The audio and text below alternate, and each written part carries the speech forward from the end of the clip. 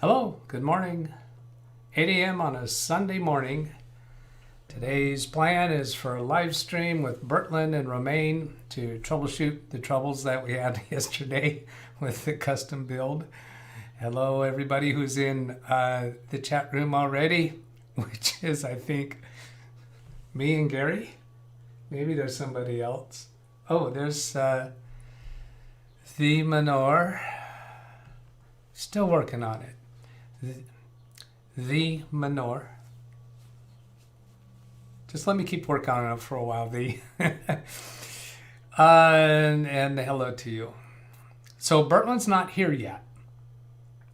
I did hear by email from him about, what was it, 4 a.m. my time? So I've got a couple things to keep us occupied until, it was 4 a.m. I got an email from him. Of course, that was 6 a.m. his time. And I had asked him for a parts list, and I don't have that yet. So he would have had to travel to Romaine's home this morning, and they might be, still getting their stuff together. You know what? I'm going to turn off that Google Earth thing. So I've been wanting to check on this. Let's see. I got DVR turned on. I got the watch off. So you guys can give me an AVD check. But my CPU is at 40%, 30%, 47%, 49%, 42%. Now I'm going to shut down the Google Earth display and the countdown timer program. See if I get an impression whether that improves things. Don't accidentally shut down the streaming software, Doug. So 27%, 33%, 30%, 33%, 30%, 32%. So yeah, that was a noticeable difference. So the fewer things I have running in the background, the better. All right, so Gary says, sound and video good. Let's get some of the infrastructure set up here. So I'll pop out chat, make that window bigger. There. So I can come over here and show who we've got. Scary and Thee and Sane Goat. And we are there. So that picture-in-picture is not going to show up right until Bertland and Romaine get here. So I'm just going to leave that sit as is until they get here, because I just have to fix it back if I change it now. So something I did this morning it just completed 2 minutes before I started the countdown timer, and that's why the countdown timer started later than usual, is I uploaded one of the videos that we made yesterday that shows Bertland unboxing the components. And I want to make that link for that. I can put a link for that into the description of the video. So I'm going to go ahead and start down that road and show you how that works out. You know what? I am going to go ahead and fix that picture-in-picture until he gets here.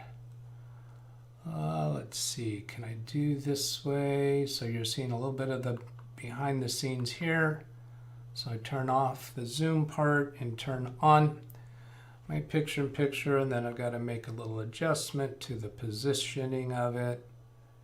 And let's get away from, so youtube.com/LWTDB, which gets you to my channel. And then I'm going to go grab that, let's go into YouTube Studio.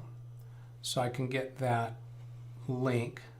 I'll go to content and go to upload. So this is that upload right here. Now it's currently set as unlisted. And I'm not going to make it public as is because it needs some editing and some TLC, but I can make it available to you folks who are watching this. So I'm going to get shareable link. And then I'll come to this live stream, click on this, Here I'm in the description section. So let's see, this video was recorded on Saturday and includes the beginning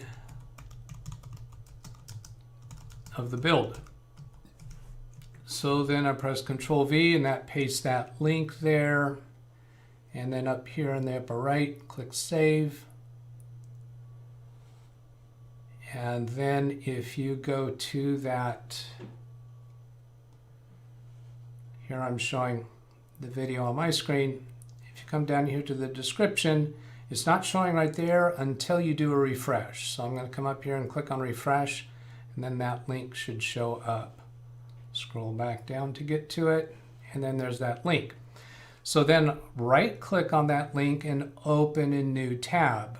So as we go forward with this video, if you choose to, you could come over and watch the unboxing and the beginning of the build. And that's what I was thinking that we might do while we're waiting for Bertland to show up. So if I unmute this, see, I'm going to need you to let me know if the sound is coming through okay when I unmute this.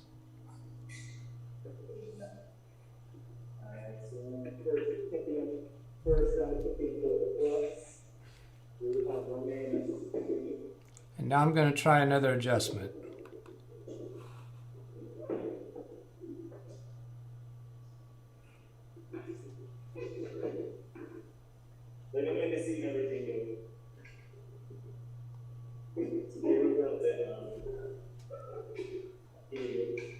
Now I'm going to try another adjustment.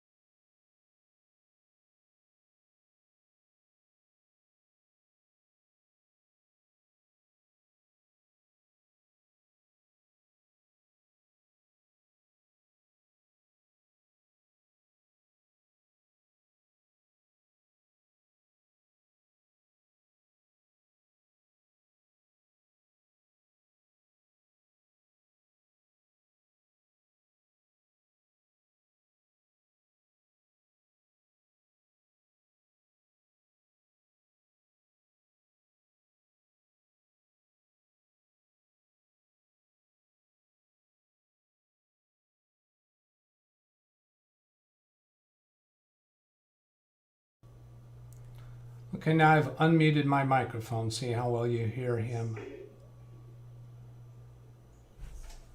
We have the CPU right here, Ryzen CPU. Then we have the motherboard right here.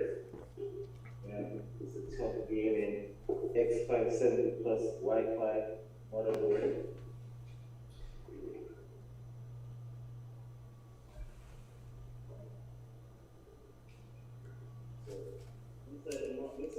Inside the motherboard packaging, we have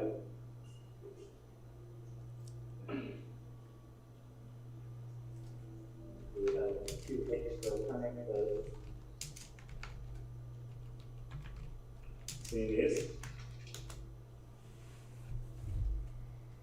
Never came and touched the board, but came in the packaging.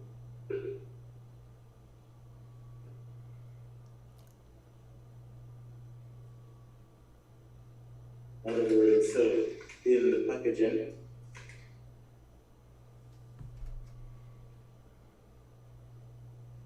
You can see it has a USB Type-C, HDMI, Wi-Fi, audio, LAN.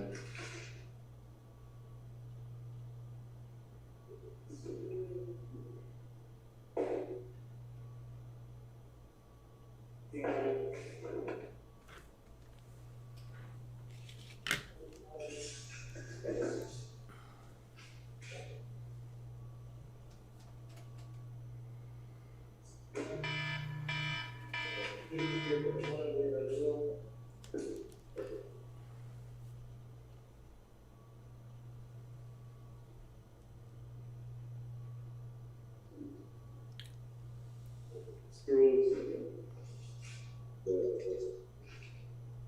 buttons on the top of the connection,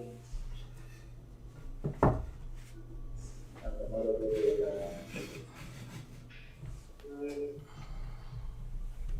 have the manual. So this one check the RAM installation. It's to be on the safe side.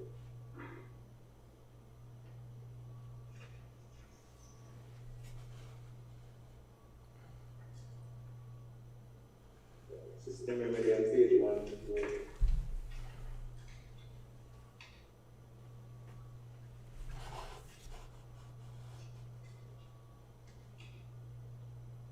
Alright, so for the dual,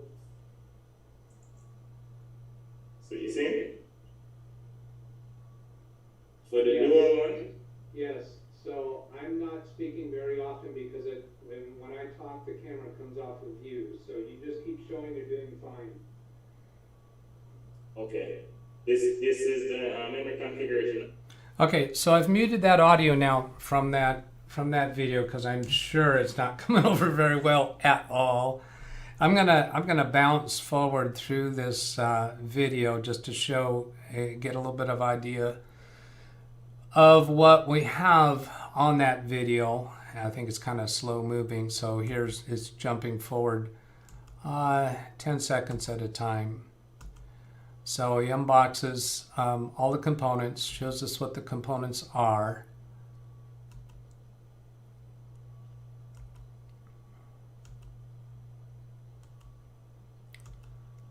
And unboxing the case. Jumping forward 10 seconds at a time.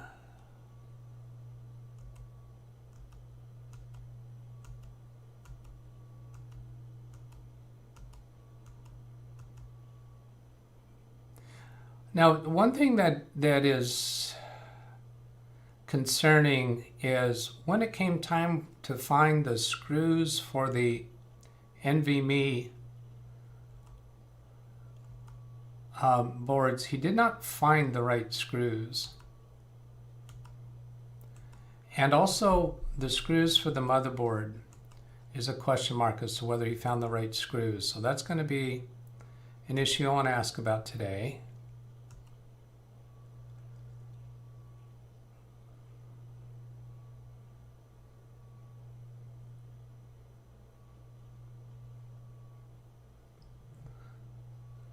I see Sangoat's comment in the chat. His CPU is at 41 degrees Celsius at idle with no load.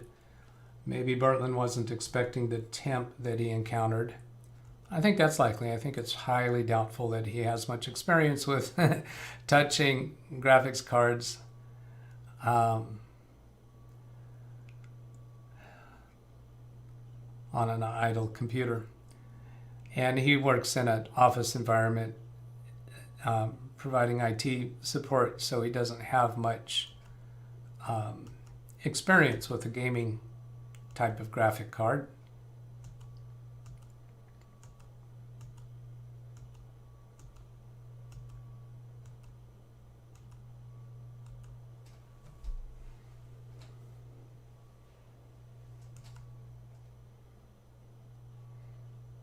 This was his first test fitting of the graphics card and seeing where it goes. Here's when he was putting it in the usual slot, the preferred slot for graphics card, and you see him trying it on the other one.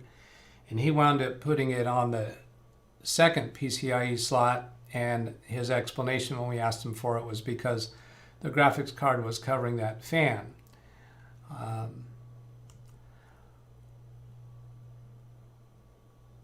And he wound up opting for the second slot, and I don't think I was involved at that time. During this time of recording, I was working on some other computers at my desk, so I didn't have eyes on the whole time.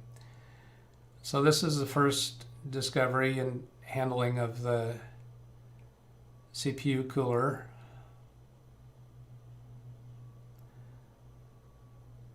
it had thermal paste on it already. Oh, he just dropped something. What was that? I just went backwards. I rewound. See, what is it that he dropped? He's already looking for it. Oh yeah, I do remember when I saw it. It looked like he spit on the motherboard. Something dropped somewhere around here.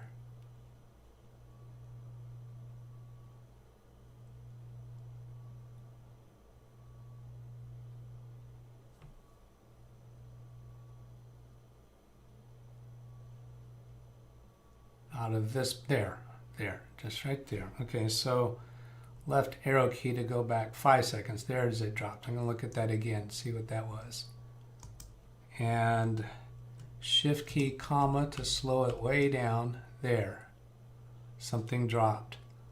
That, I think that might be significant. All right,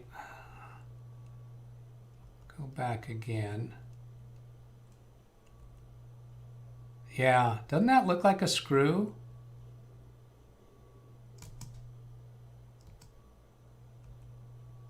Is that's the NVMe box he's opening now, isn't it?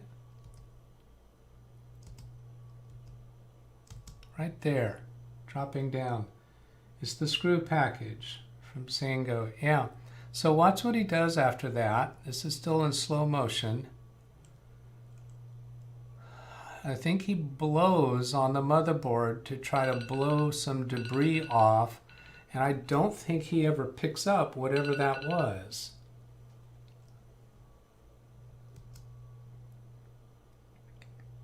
He's looking for it. I don't think he actually sees it.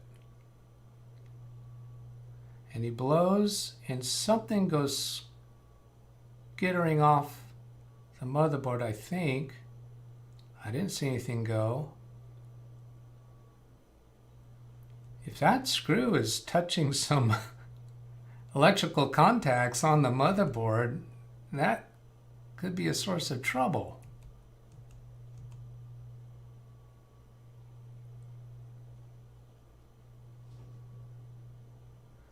All right, so let's see. I'm going to say that's 1909 in this video, so I'm going to make a note of that. Screw falls. Screw falls. That sounds like some kind of waterfall at a national park. Screw falls at 1909.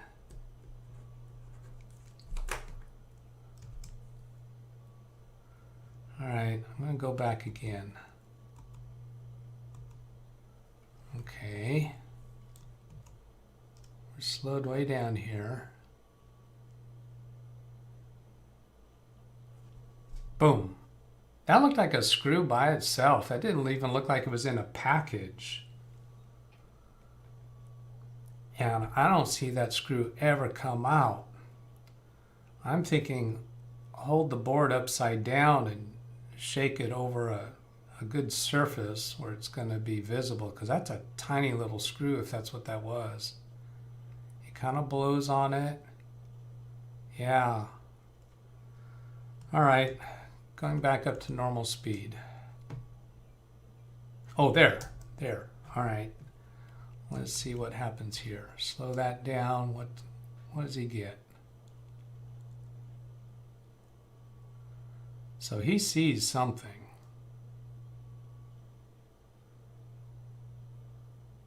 There. Oh, it's stuck to the paper. And what did he do with it?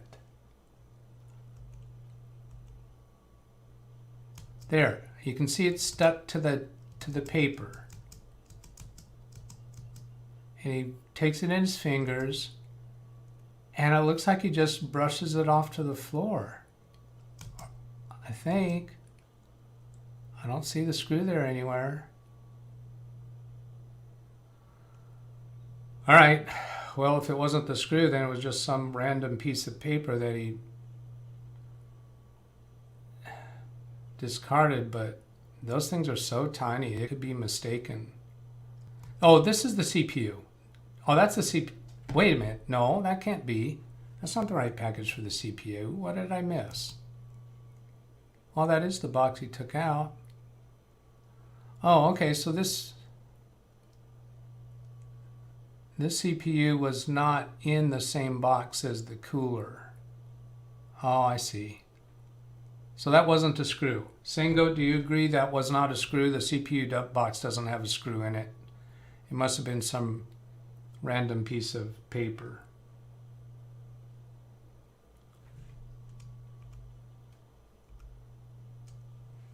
Back to normal speed.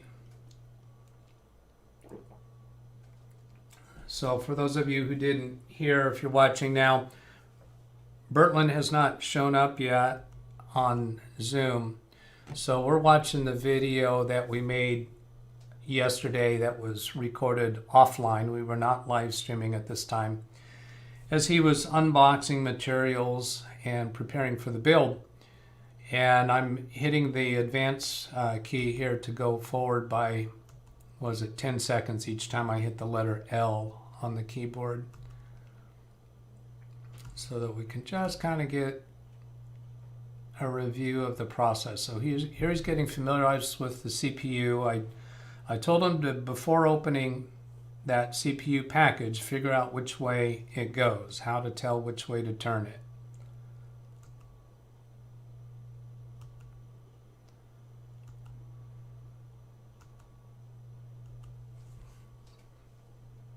And Romaine's on the left. She's brought in a lamp to clamp onto the desk. So there he's putting the CPU in place.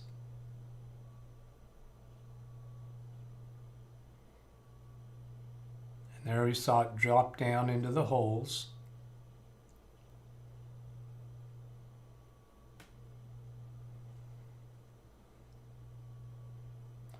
Hello, Tim Sowell.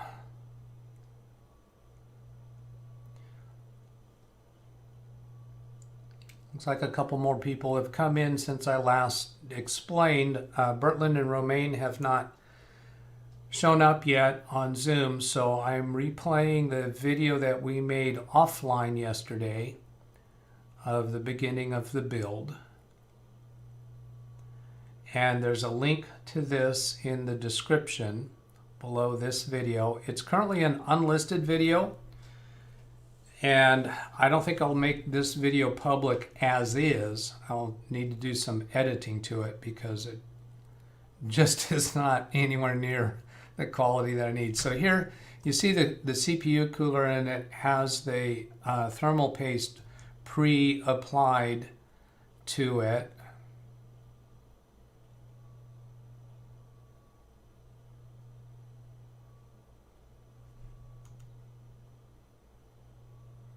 So every time I speak up, the camera focus changes to me, and I'm hitting the advanced keys to get through that.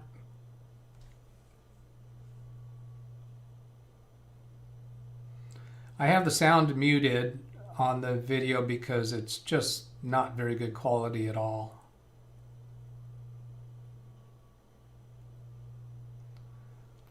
What we were planning to do is for Bertland and I to do a live stream and for us to narrate through this video like I'm doing now. So here he's coming to understand how the cooler goes on.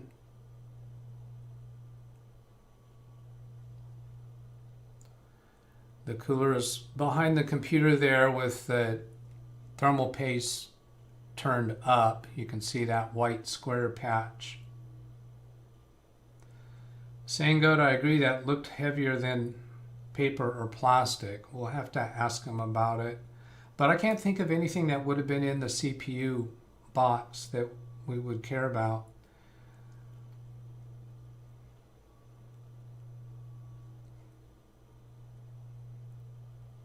So here the instructions give a variety of different CPU cooler mount brackets. These instructions came with the cooler, and different types of mounts that might be utilized based upon the cooler and motherboard combination, I guess. And you can see on that sheet also shows a Intel CPU setup as well as an AMD. Here he's figuring out which way to turn the CPU cooler, considering the power cable for the fan and the brackets, and he looks at the logo writing on the cooler.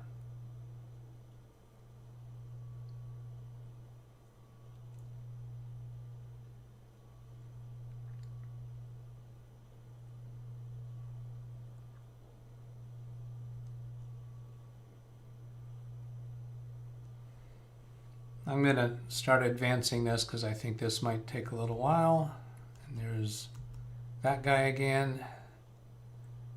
Now he's moving on. Let's see, I'm going to go back to the beginning of this piece here because he's moved on to something else now. He's looking at what?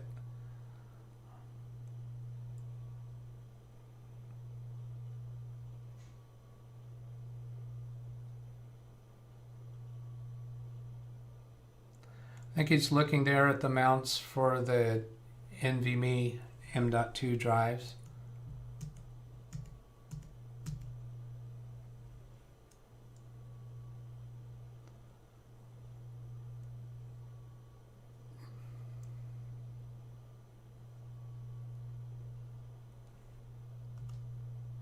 Advancing forward.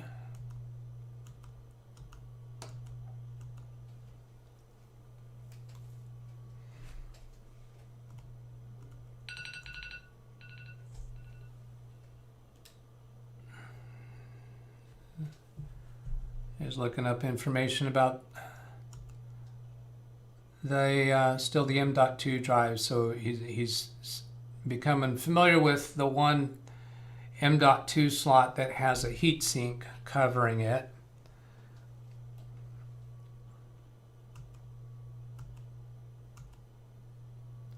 And he's taken the heatsink off.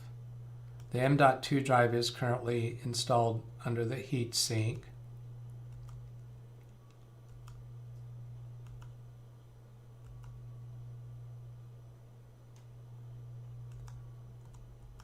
It's around this point that I ask him about screws for the M.2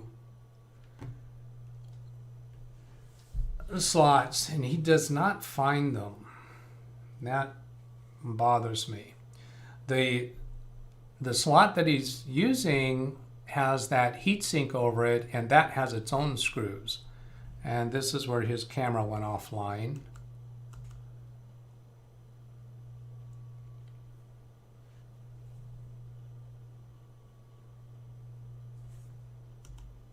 That guy again.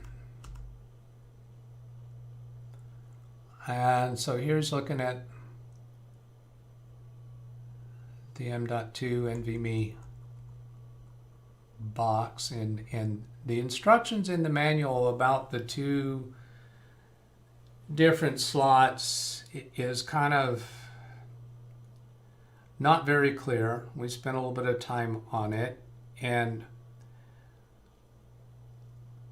this is when it comes out that Romaine wants to, and I'm still not sure I understand this right, and I'm not sure he understands it right, but the way I understood it from Bertland is that Romaine wants to boot the computer utilizing the 2.5-inch SSD Windows 7 drive that presumably came out of some other computer.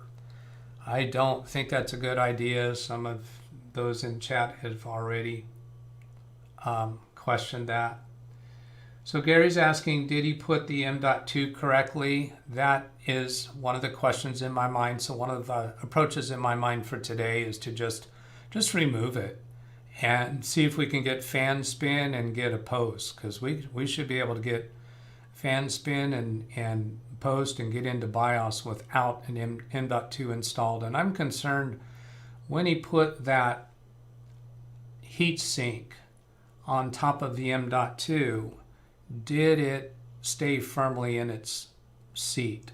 So here is that manual. I'm hoping that I'll scroll up here. If not, we'll have to look at it elsewhere. Let me can I?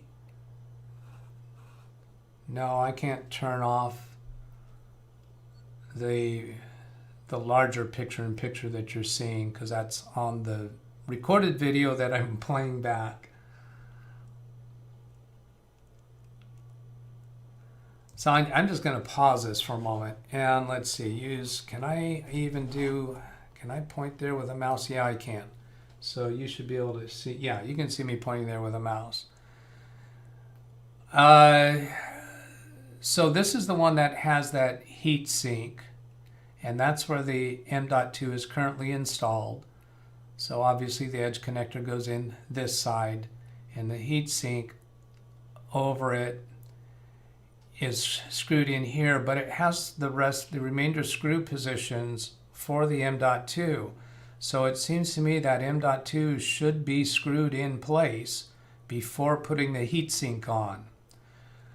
But he insisted there's no tiny little screws in there, and what we wound up doing was screwing the heatsink down on top of the M.2 drive, and I'm really not comfortable with that. I just don't think that's right. So I'm thinking that has wiggled a little bit out of place. The heat sink had a compound on it, and they pulled off the plastic covering of that compound and then put it into position. I suspect that compound is not adhesive in nature, which means the M.2 easily could have wiggled out of place. It needs to be screwed down. So in response to your question, Gary, did you put the M.2 correctly? Cannot give a confident answer to that. So here's those 4 screws, or the 4 places to put screws in. And those screws should be contained in the motherboard, with the motherboard hardware. This motherboard has 9 holes for fastening it to the standoffs on the case. And when he gets to screwing down the motherboard, he only finds 6. But then somehow between that conversation and when he's got it all screwed down, it seems like he found the other screws. But that's a piece that's not clear to me.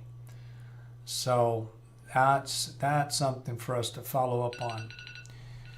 The difference between this M.2_1 socket and the M.2_2 socket, these paragraphs down here, when you look at this first paragraph, 3rd generation, and this one, 2nd generation,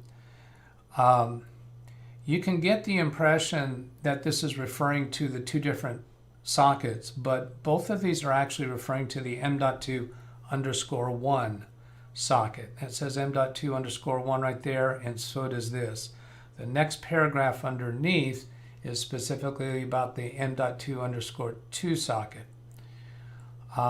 So all of that is an area that we're needing to review. Gary says, when I'm having a bad day, I walk up, network person, security person, programmer, or help desk person. They start doing their job just so perfectly. They all be closely watched. I'm kidding. Okay. All right, so I'm going to resume playing this video.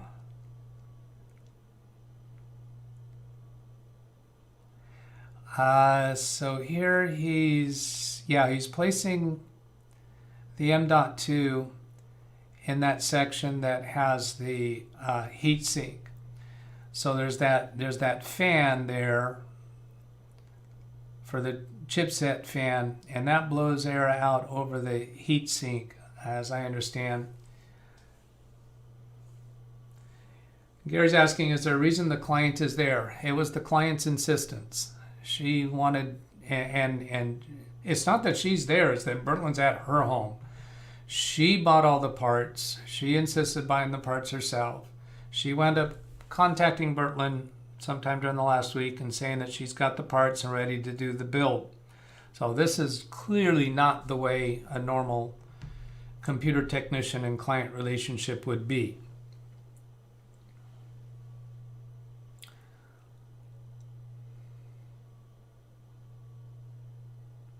There we go. I'm going to pause it there so you can see the rest of this.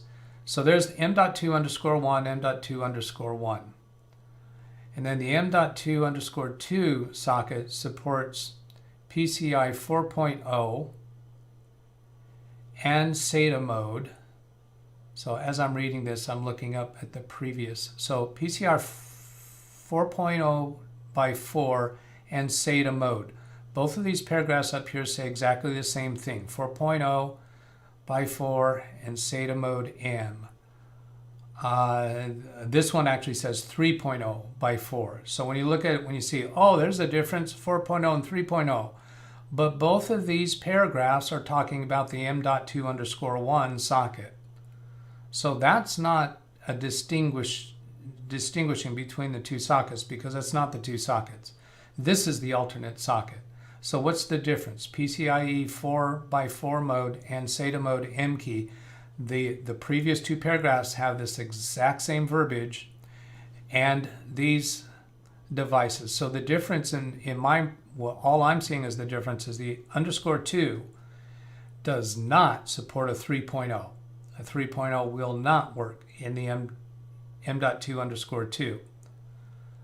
So it seems to me this whole thing could have been worded much easier. It seems really convoluted the way they worded that. Gary, I think you're having a exclamation response there to my previous response. Even experienced IT techs like being helped by the client. Oh, certainly, certainly. And I thought it was kind of brave of Bertland to do this, but he does not have a prior relationship with Romaine prior to this adventure. So that's interesting. Tim says, that's my name. I was up to 4:30 working on a computer. Time for coffee. Well, I got up about 4. So we were up at the same time. Resuming the video.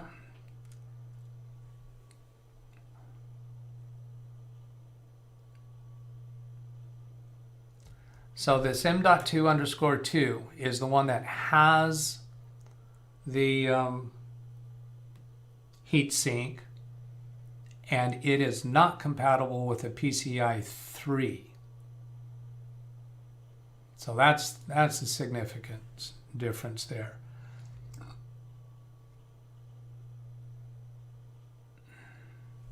The other thing that was in our conversation was which one would be easier to remove if we chose to remove it later. And during that period of conversation, I was thinking this one would be easier to this one would be easier to remove. Am I saying that right now? Because it didn't have the heat sink. And he wound up installing it here. And I think the reason for that, let's see, am I saying this right? The reason for that, I was going to say, is because, yeah, the one with the heat sink is covered by the video card.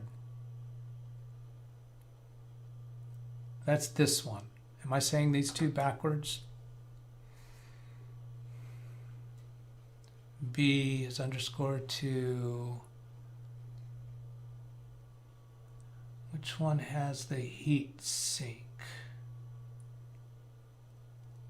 There's... Okay, I'm gonna move along. That's just still a whole question mark in my mind. Advancing. Let's see, here we're just scrolling to look at other things in the area. See, this layout of the motherboard, I think this is where that fan is, and the heat sink is here, which means this is the socket that requires 4.0, and that's where he's got it, yeah.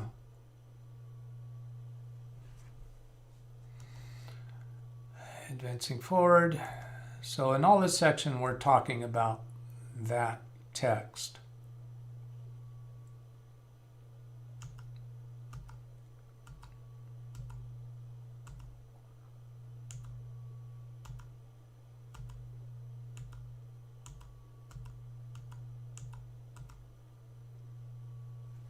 So I don't know what's happened with Bertland and Romaine. They haven't shown up yet. I know Bertland was up around 4 a.m., but I don't know if well, 4 a.m. my time, so it's 6 a.m. his time.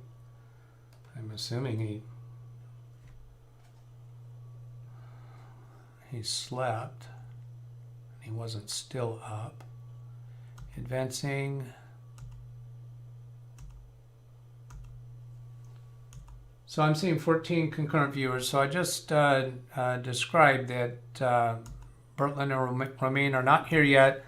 I'm playing back the video that we made yesterday before the live stream. We started out by showing him unboxing the components, and I'm hitting the advance key, the L key on my keyboard, to advance by 10 seconds at a time,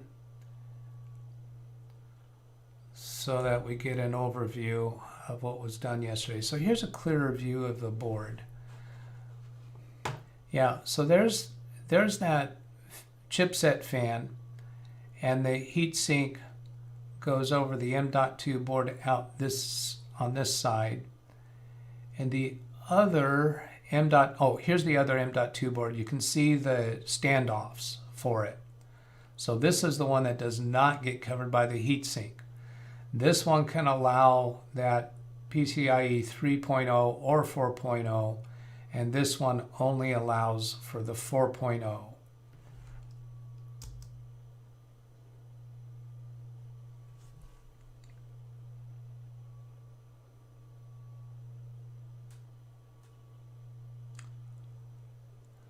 And that's the NVMe right there.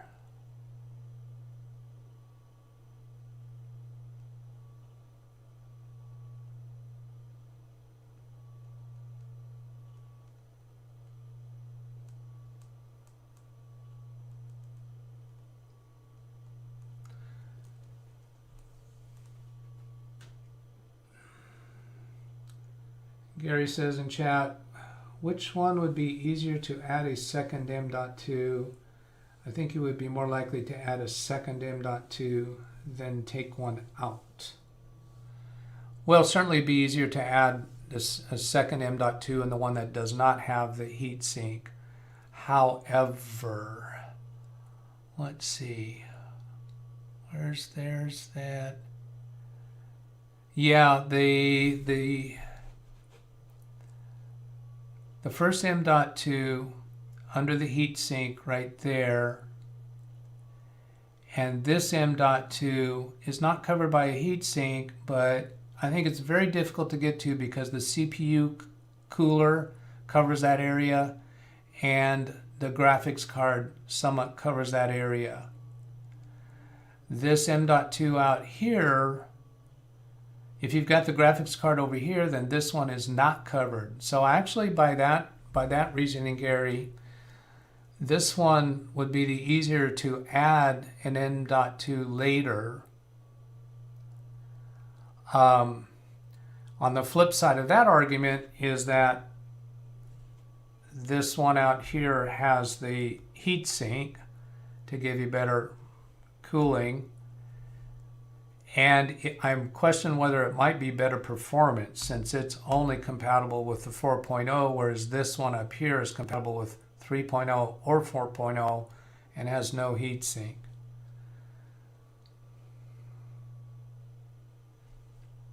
Stop that guy from jumping in, will ya?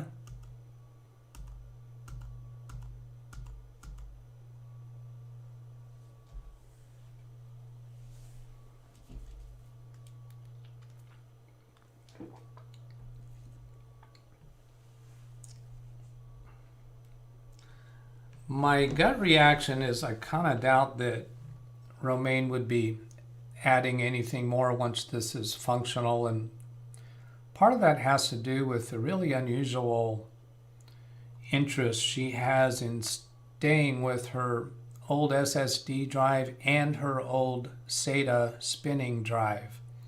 I don't know what's behind those two interests. And staying with Windows 7.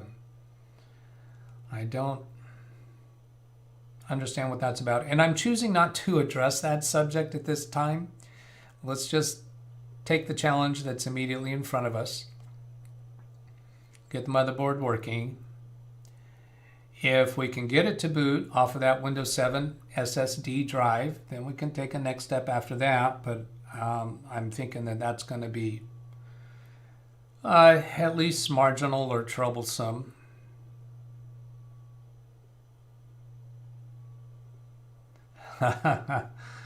Oh, Gary, yeah, you gotta. Glad the static mat is a wool blanket. Well, you know, he's on the box, but it doesn't stay that way.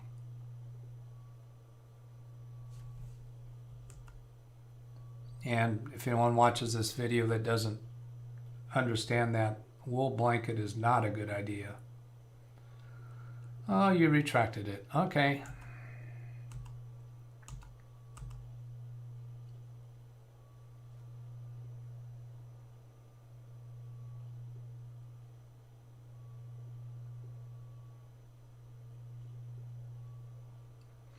So, Romaine, if you do wind up watching these videos, I want you to know that everybody in the chat and myself is fully interested in doing the best for you, and any questioning that we make along these lines are not meant to what? Detract or criticize, but just try to provide the best service that we can.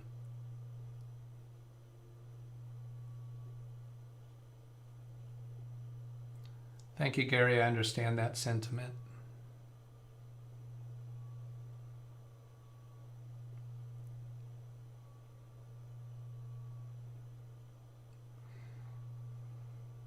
But I'm kind of thinking that I'm probably going to be addressing her directly on some of these topics.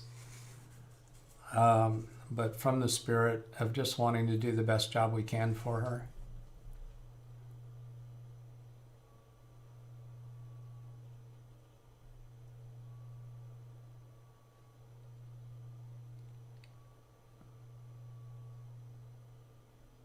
So I explained in here to Bertland that you put it in the slot and you expect a diving board like sponginess to it. Oh, here, can we see that?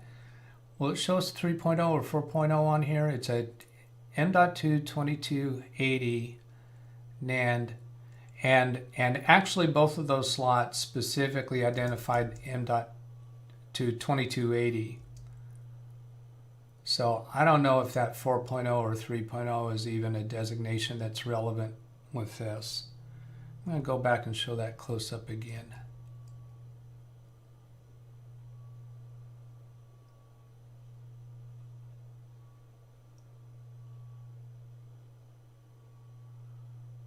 Oh, Nicktow says that's a 3.0. Really? Well, then it won't work in that slot. Is there something on this board that says 3.0?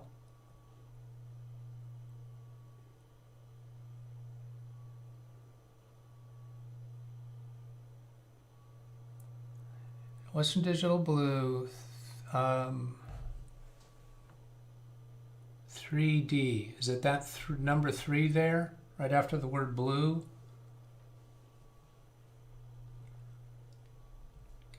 Gary says that is not the correct M.2. Need only one dot slot. Oh, the notch. You're saying it should only be one notch. That is not the correct M.2. Need only one slot. NICTOW 3.0 works in 4.0 slots. It's backwards compatible. Well, I'm going to rewind this and show you what the manual says about the slots on this motherboard, because that does not agree with what you're saying. So I'm going to show that to you because I don't think you were with us back then, NICTOW. Okay, so I wrote down the time stamp that we're at right now. I'm going to flip my mouse over this and get back. Here's that section in that manual at 4650. So 4650, right around there. So here, these paragraphs right here. So the M.2_1 socket supports 4.0, and this paragraph down here says the M.2_1 supports 3.0, and that seems to be the distinction between these two paragraphs. Both of these paragraphs are saying basically that the 2_1 socket will support both of them. So there's your backward compatible. However, down here, this slot supports 4.0. SATA mode M key design does not, now by omission, this does not support 3.0, is what I'm reading into that.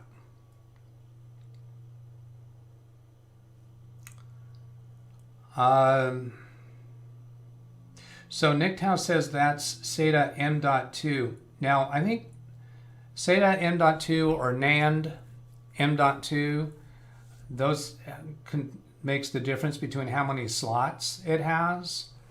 And he has NVMe, says Nicktow. So the 2 slots is an NVMe, and the 1 slot is a SATA M.2.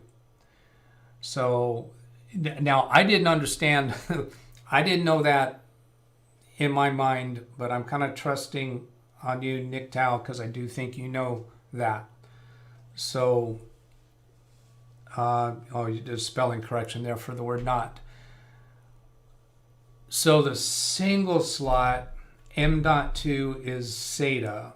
The 2 slot M.2 is NVMe. But you also said that he has a 3.0. So what you're saying then is he has an M.2 NVMe 3.0, and the way I'm reading this right here, it will not work in that slot unless you say that and type he has 2280. So because this says 2280 here, even though it's a 3.0, does that mean it will work? Okay, so then here's another nuance. Gary's saying to Nicktow it needs the Ryzen 2 gen or Ryzen 3 gen. So, up here. Oh, okay, good point. I don't think I noticed this difference. This is, oh, and this processor is like a generation 8 or something like that, as I understand it. So we did look at this 2nd and 3rd generations. So when Bertland and I were discussing this, we were saying, well, the CPU he has is so much farther beyond these that this distinction is perhaps irrelevant. So 3rd gen or 2nd gen, they're both dealing with that same slot. So if you're 2nd gen, in this slot, you can only use 3.0. Whereas if you have a 3rd gen or higher processor, you can use that slot with a 4.0. And backward compatibility means you could also use a 3.0 because the CPU is certainly higher than 2nd gen. So with the CPU that we have, we could use either 4.0 or 3.0 in this slot. The M.2 slot is the one that has the heatsink, and it does not handle 3.0 at all, which kind of makes sense, just older technology. Why would you do that? But Nicktow is saying that the one that we have is 3.0. That tells me it will not work in this slot. And Gary says the other one is an X2 slot. Well, that X2 adds another designator. Tim's asking a question. Was he trying to boot up with Windows already installed? That's what the client eventually wants to do, but we didn't get near close enough to that. When the motherboard was installed in the computer, we were not able to get a signal on the monitor. So in theory, we were not able to get a power on self test. However, that's only because we couldn't see anything on the monitor. Could the computer have been going through a power on self-test and we couldn't see it? Possible. When they took the motherboard out of the computer, and the main reason to do that is because they couldn't remove the graphics card while the motherboard was in the computer, because that clip that holds the PCIe card in place, they couldn't get to it. They couldn't release it. So they took the whole motherboard out, put it on the table, redid all the power cables, and then could not even get fan spin. So they hit the power button, absolutely no response. So what I'm thinking there is there's something amiss with the power cables. They were actually connecting the power switch from the case to the motherboard. Just move the case close enough to the motherboard to be able to connect it and press the button on the case to turn it on. And that's just shorting across those pins. When the power button wouldn't work, I told Bertland he could use a screwdriver in there carefully. He didn't want to do that. He was uncomfortable doing that. Another thing I have in my mind is that this motherboard has a BIOS reset jumper. You put a jumper on it and that resets the BIOS to default settings. My suspicion there is, what if this motherboard was a factory return? And what if it had previously been used with a CPU that has onboard graphics? And could the BIOS be configured to expect onboard graphics and therefore unable to recognize the graphics card? I don't know if that's a thing. But my thoughts when we start up with this is two directions. One is looking very closely at the power supply connections, and I did some study on that last night and understand it a lot better than I did yesterday. For one direction. The other direction is to remove everything except what we need for a basic fan spin and then a post, which means remove the M.2, remove the video card, maybe even remove the memory. We should be able to press the power button and get fan spin. Because you should be able to do that without any memory installed, without a hard drive installed, and without a graphics card installed. You should be able to get fan spin.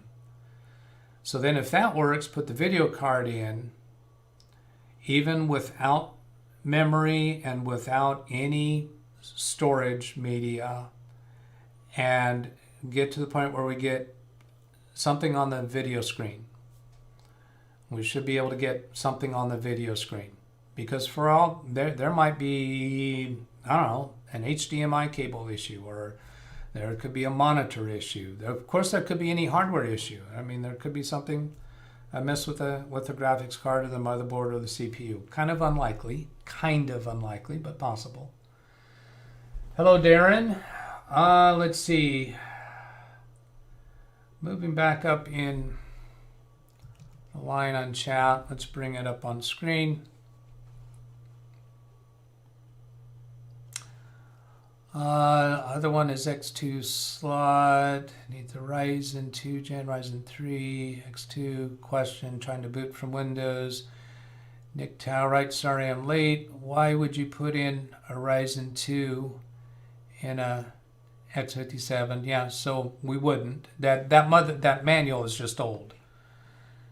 The drive is not a M slot as opposed to an X2 slot. Okay, thanks. Okay, that was in regards to the booting Windows.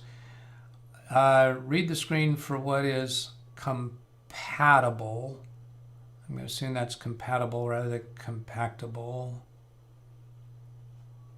Yeah, okay, those paragraphs that I showed. Gary to Nick Tao, I would not. Hi to Darren. Gary, it should get BIOS. If it is from Amazon, it should be all right if returned. Yeah, certainly. So if we can't get BIOS with just the very minimal basics, then Yeah, we're looking at return. Now the handicap here is in Bertland's situation and being at the client's home is you don't have any alternative parts. Now Bertland doesn't have any alternative parts at home either. Nick Tao, I was wrong. It's the other way around. He has the B plus M key and needs the M keyed one. So B plus M key and M keyed one. I'm suspecting you're talking about, I'm expecting that's a designation about the number of slots in the M.2. There's a hi. Wow keys F up. Blackwatch is here. Doug, you and Barry said 10 a.m. PST. Now you blindsided my early. No, I didn't say 10 a.m. I said 8 a.m. Pacific Daylight Time. It was 10 a.m. Bertland Standard Time. You bad boys, I know Fixie that monitor issue. However, I wouldn't be surprised if they got it 2 hours behind. Do you know the CPU that he has? Yeah, at the beginning of his unboxing, it shows that. And Jim is saying if you look in the background of the video, it's Ryzen 7. We've seen that a few times. The info of the book is for Gen 2 and Gen 3. But this CPU is like a Gen 7, isn't it? What was the number? Let's go back and look at that. So I'm floating the mouse back over here to get to the point where he shows the CPU box.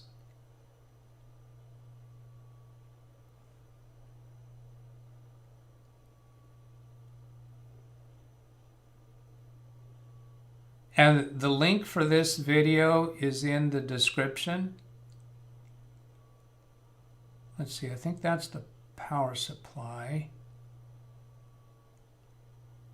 That's the motherboard.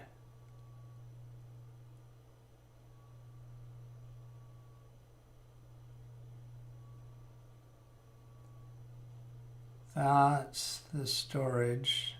Let's go ahead and take a look at that. 3D NAND.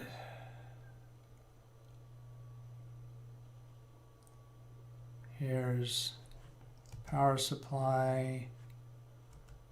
I'm going to hit the 10 seconds at a time advance.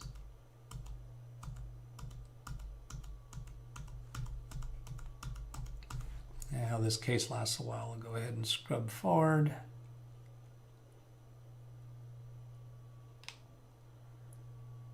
There we get, so that black table, I asked them to put something on it to make it easier to see the motherboard, and that's when we wound up getting what appears to be a wool cloth. Not a great choice. Let's see, looking for that CPU cooler. I think it's coming up here.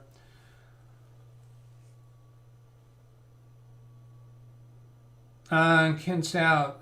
Like most of the time I will be behind. Lost engaged the DVR to start over. Yeah, like DVR is running.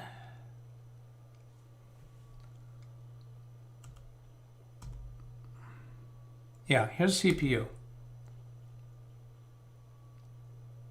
Let me go back to where he picks up that box. Here, he just pulled that box out. Oh, did he pull that box? Let's see, that's the CPU cooler box back there in the background, isn't it? And then he reaches back in that box to get the CPU box. That's what it is. And he drops something on the motherboard. He winds up getting that out, and it appears to be some form of debris, paper or something. Okay.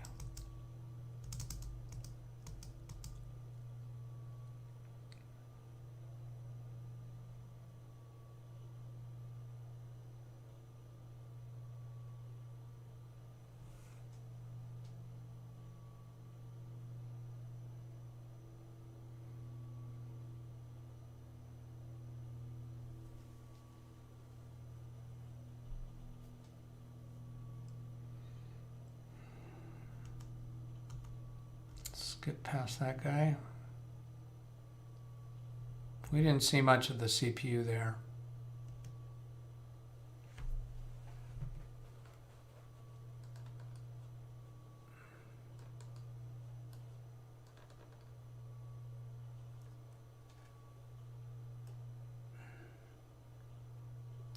Yeah, I just looked back at the email exchange I had with Bertland yesterday, and it clearly says 8 a.m. Pacific Daylight Time, 10 a.m. Jamaica time.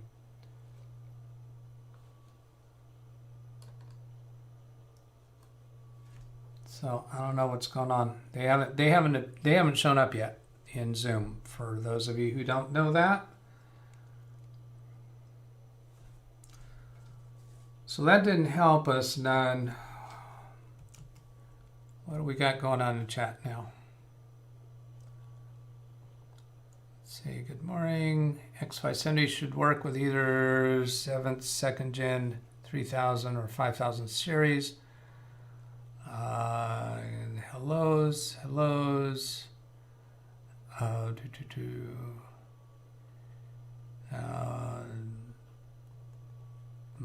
Other stuff, chit chat. Batmobile 1 hour off, catching up in DVR. Runtime sucks when going for performance.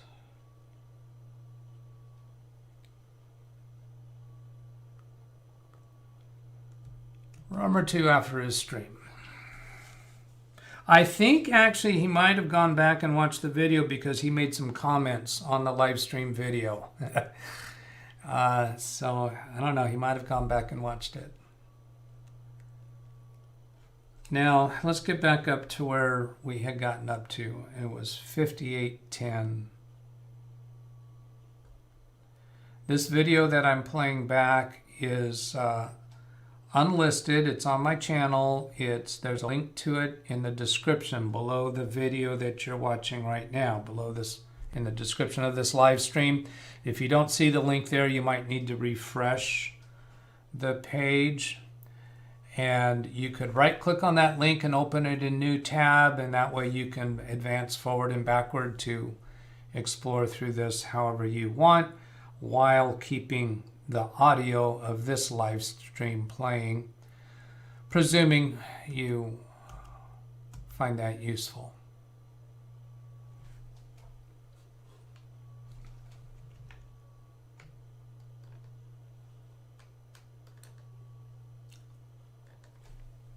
I'll get past him.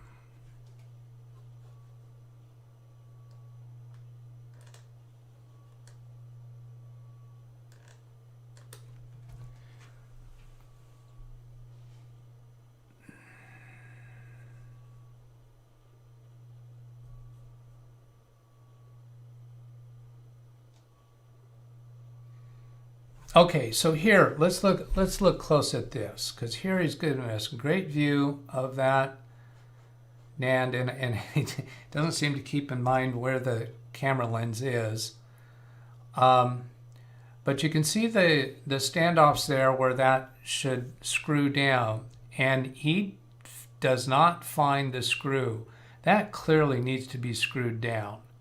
And I saw somebody else comment on another build that there's even an additional standoff that needs to be screwed in on top of those studs that are there. So what he wound up doing is just putting the heat sink, screwing the heat sink down on top of it.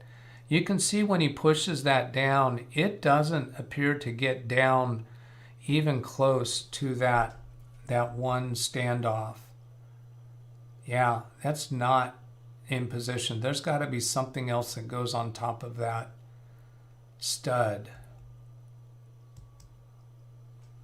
Let me go back there. I'm going to slow the speed down in that section.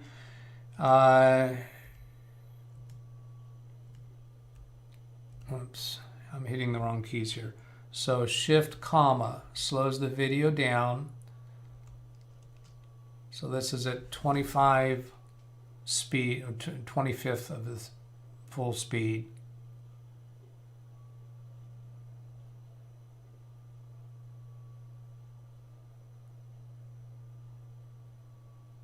It's not even close to that standoff that's at that fastener right there. It doesn't look like it to me.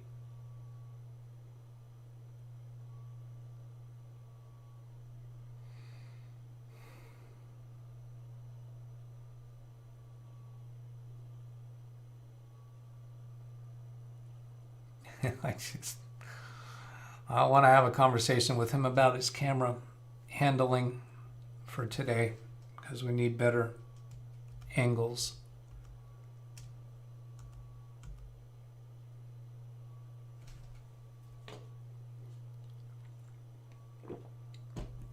Oh, what is he unscrewing there?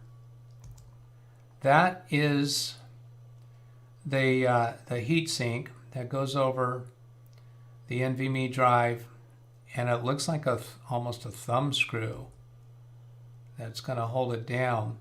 And you can see the thermal tape that's on that, and he winds up removing the plastic cover from it.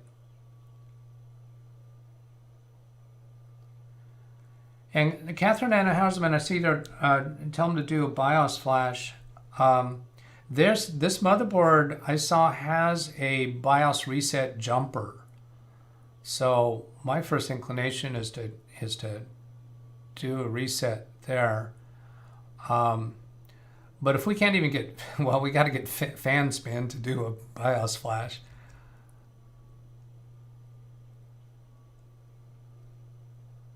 Yeah, he did remove the tape. And this is the video. This is video that we recorded yesterday before the live stream. I'm going to come back here to the chat and catch up. So I think, whoops, Gary got a new car. Okay, I will let Bertland and Romaine know about that. No kidding. You should have known Denny's does not do dinner, never Denny's. 5 or 10 minutes of yesterday's video, saw everything was out of the case. Bad juju. Well, you didn't understand the reason for that. Yada yada, just bookmark the sucker. Yeah. Hello everyone. We're having a debate on the CPU. Which Ryzen 7 is in this build? And now I asked Bertland to give me an actual final parts list, because the client actually purchased all the parts. She contacted Bertland sometime within the last week saying that she's got the parts and ready for the build. So Bertland didn't actually acquire the parts himself. So even the most recent list I have from them is not reliable. So the only thing we have currently for what components are in here is what we see on this video that I'm playing back for you that shows his unboxing work. Kat is not here either. She said I was right. 10 Pacific Daylight Standard Time. There isn't such a thing. Good morning. Tell them to remove the tape. We did that. Just talking. Not just to reset a BIOS flash. Okay, to do a BIOS flash, we've got to get at least to a post. We haven't been able to get to a post. We haven't been able to get anything on screen. We can't do a BIOS flash without something on screen, can we? He needs another PC and a USB stick. It's a 3700X. Okay, there's the answer of the CPU. 3700X. Stole the parts. The X570 should handle that without a BIOS update. Board needs a BIOS flash. No, we do not. No, we do not. Okay, I got to figure out what you're replying to. No, we do not. We do not. Are you saying we do not need a monitor? I need a full sentence. We've got too many things going on there. Okay, Catherine, come on. Just saying you are wrong. I need a full sentence. I've said a whole lot of things during this video, even since you came in, to just flat out say that I'm wrong. I need more of a sentence from you. We do not need a monitor or a post. Okay, there you go. That's helpful. See, that's you're saying something there. These little phrases don't help me. This helps me. I know you have it within you to give me full sentences. Please do that. Okay. So we do not need a monitor or a post to do a flash. Okay, so that's a good direction to go.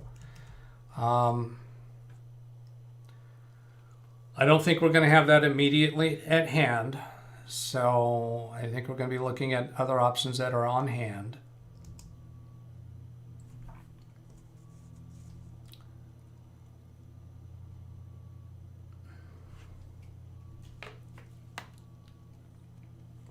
Okay, so we're going back to the recorded video, and here you see the tape removed from that heatsink. And this is where there's a significant error, I think, because he did not find the screws to secure that M.2 down. They've got to be around there somewhere. They would have come with the motherboard, and I think they're in a screw packet that is inside another screw packet. They're just really, really tiny. So he put in a screw on the side of the edge connector, then he's screwing down the screw on the other end of it.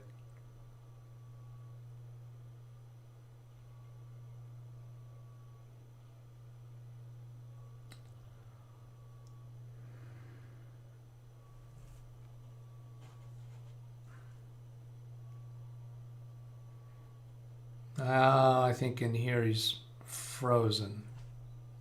I think we lost him for a little bit. Okay, coming back to here. Do not try to be fast, but I'm slow in typing. I understand the frustration of having to type it out and wanting to be able to type just as if you're responding in conversation, but that just doesn't work. Carry flashes that way is a question mark, so that's not a statement. And I know you're good with at talking, Catherine, but that's just not. That's not what we're working with.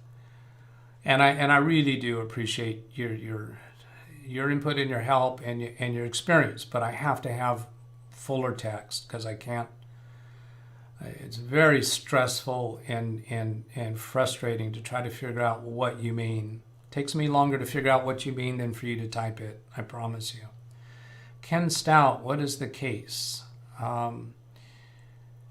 Jen, somebody else can answer that because you know that better than I do, and particularly Catherine because she hates the case, and we know that. We know that. Darren says Gen 2 CPU, maybe Gen 3, so may need a BIOS. Okay. Jim Blackwatch, I know Jim. I watched him do it.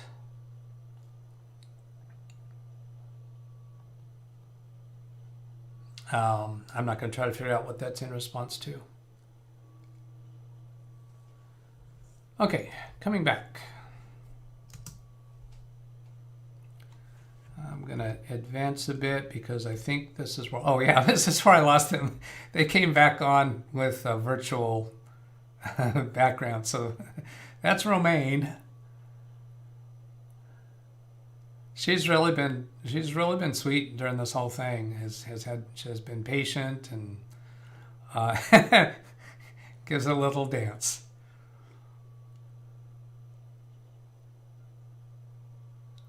And you get a little bit of a view of her studio. She's an artist.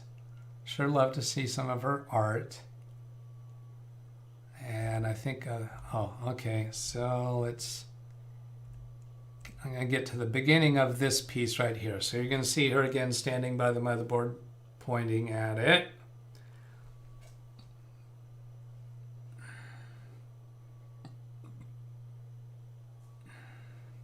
The audio on this video just really isn't very good at all. I'll try giving you a little sampling of it. I can vaguely hear you, but not right. There's something not right.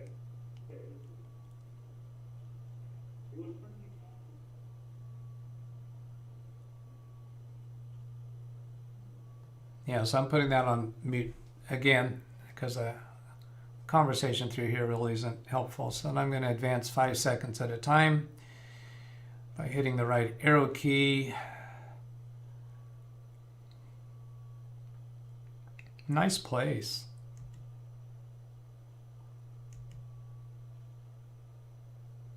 I've got something on an easel back there.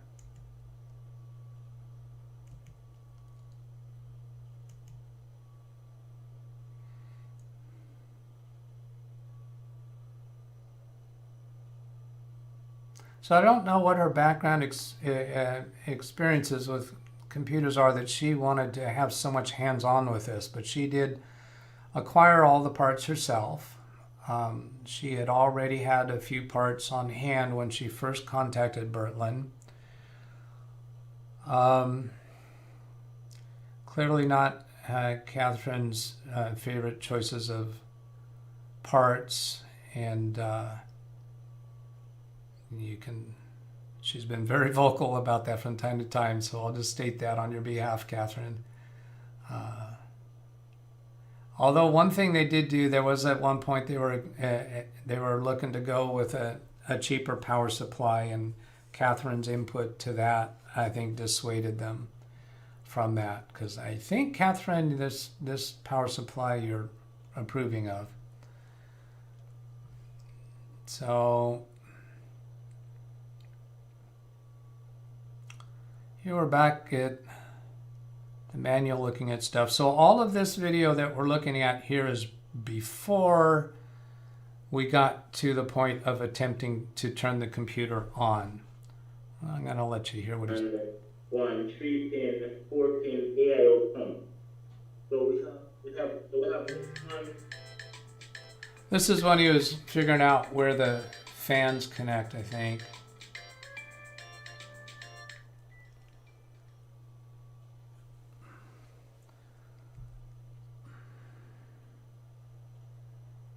Yeah, deciding how he's going to position this. Now I want to have a closer look at when he actually mounts the CPU cooler on top of the CPU. I'm going to pause that and come back to chat and see what we got going on. There's a LOL. Oh, X-Tech case, the Antichrist of cases. Yes. So there you have Catherine's expletive on it. Nice stream from Bill. Hi, Bill. Good to see you. Nicktail laughing said the same. Linda Blair. Yeah. Okay. Moving on. Q Flash Plus. You don't need to install the CPU, memory, and graphics card, nor enter the BIOS menu to flash the BIOS. Just download and save new BIOS files. So great. I like that a lot. Q Flash Plus. So that would be going to the motherboard website, downloading that to a USB memory stick from another computer. And I'm kind of thinking maybe we're better off to not have the CPU and memory and graphics card in place. Is it just that we don't need them there, or is it better to not have them there? USB flash drive, then press the dedicated Q Flash Plus button and good to go. So there's a Q Flash button. I presume that on the motherboard. Be right back for Ken. Oh, never recommended Corsair. Okay. But they evaded a major issue because it has flat cables. So it's not the worst they could have bought, but wasn't your recommendation. NICTOW X2 slot, from Gary actually, to NICTOW. X2 slot is older, not compatible with the M slot. Guess that's what almost always can be had cheaper. Hellos, hellos, hellos, laughing, hellos. Not update BIOS until computer is working. All right, there's the opposite side of that fence. White on back USB. white on back USB. I'm guessing that has to do with the Q flash button. Okay, well, I'm sure we can find the location of that in the manual. All right, so coming back here. I guess I'm not going to wind up editing this video and republishing it. This video is available, but there's a link in the description of this live stream that you're looking at right now that will take you to this unpublished video. I do not intend to publish this video that I'm replaying for you as a public video because it just needs a whole lot of doctoring before it's capable of that. So I'm going to start hitting the, oh, wait a minute, here we got motherboard manual. I'm paused again. Okay, so there's 9 mounting holes circled in red. You only see 6 of them on screen right now. One of them's got kind of hidden by that picture-in-picture. But at one point, he held up a package, some screws, and he only had 6 of them, and was doubting that they were the right screws. So that makes me think there's a whole nother screw packet missing somewhere, and it also makes me wonder when he unboxed this motherboard, which is earlier in this video, it looked like a factory packed package, but there's certainly the possibility that it was a return to Amazon and that there was a packet of screws missing. But in my small amount of experience with custom computers, which is really small, I found that packet of screws was really tiny. So is there anything else about this? I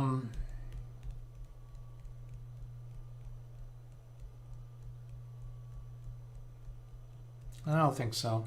I'm going to switch back to chat and see if there's any questions on that diagram we're looking at. Let's see, this is where I'm at.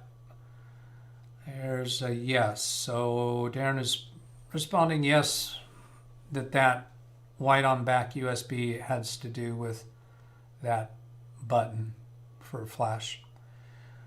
Singo, what hardware did they actually purchase from your part list? Catherine doesn't know that because I don't know what parts were purchased. The client contacted Bertland somewhere around a week ago saying she had all the parts. Come on, chat. Bert, do a no monitor flash. So can you say hiya brick? So that's a second, I think that's a second vote against doing that flash, saying that it would brick it. Come on, guys, I hate to do this. How about some likes? That's from Gary. How about that, Gary? You jumped out before Catherine did. We got 20 concurrent viewers and 4 likes as I turn around and look, and I don't know if there was already some likes in response to Gary's request or hint. You do not return from Jamaica, not viable. Oh, interesting. You do not return from Jamaica. You cannot return parts to Amazon from Jamaica? So that's not viable? Interesting. I'm here, don't you like me no more to Gary. Okay, vid is wrong. 2 only PCI 3. Catherine, the WD is wrong. The WD is wrong. 2 only PCIe 3. The WD, Western Digital,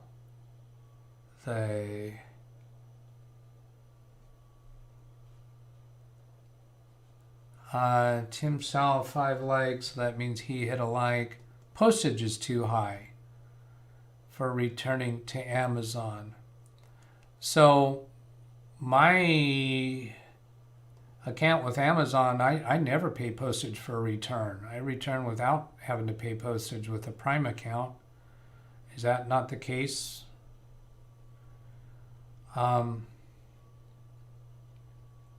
in Jamaica. Good to know, one-way ticket to Jamaica. I canceled my vacation now.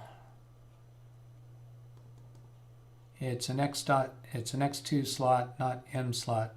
Has nothing to do with 3.0. All right, back to the video. Show in progress. We're 9:31. I'm tempted to go back and replay the live stream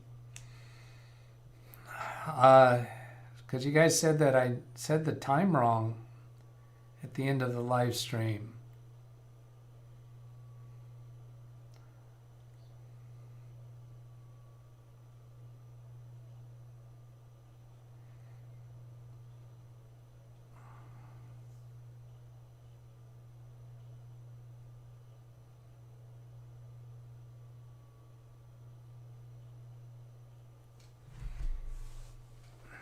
Okay, I'm going to do Shift period key to speed this section up a bit.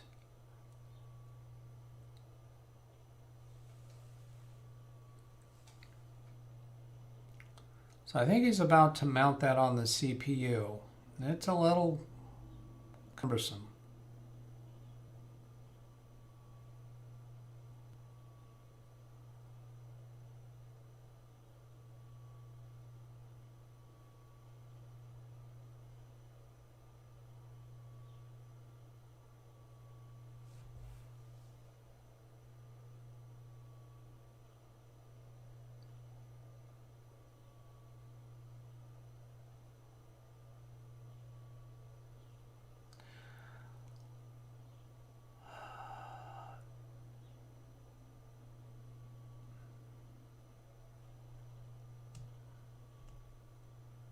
Whoops, wait a minute. Sorry, I didn't mean to press that key.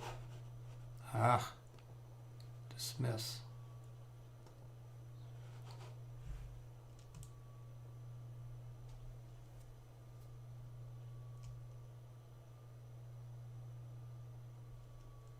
All right, I'm gonna take that back a little bit and re-watch that. Bring it back down to normal speed.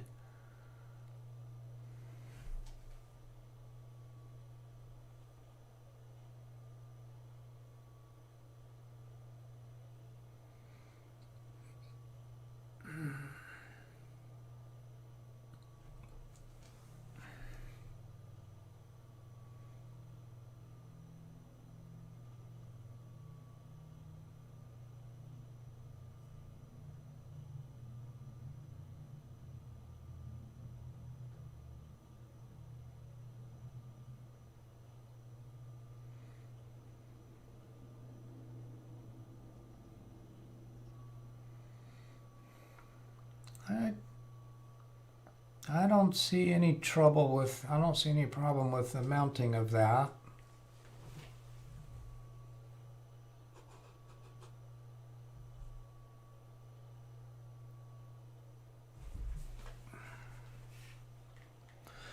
I'm gonna leave that running. I'm gonna walk away and turn my air conditioner on for a moment.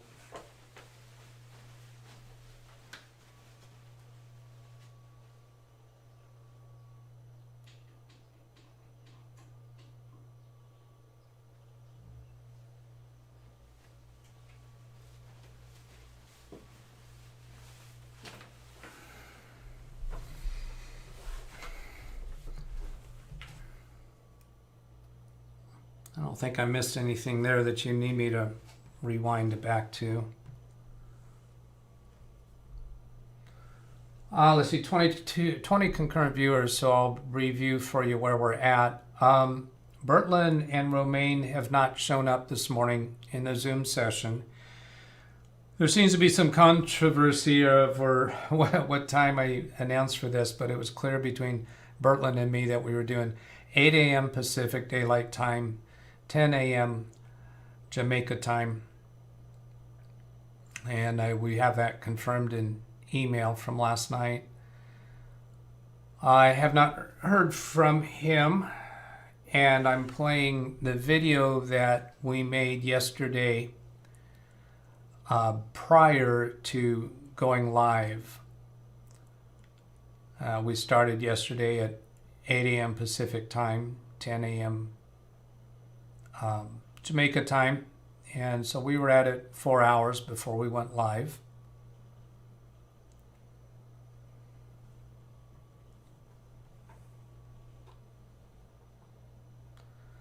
Oh, thank you, Tim. You're confirming that I said 8 a.m. our time in Fresno. Yeah, I think I remember you making comment in the chat last night or yesterday. So I think those of you who say that I said 10 a.m. Pacific, I'm thinking you misheard it.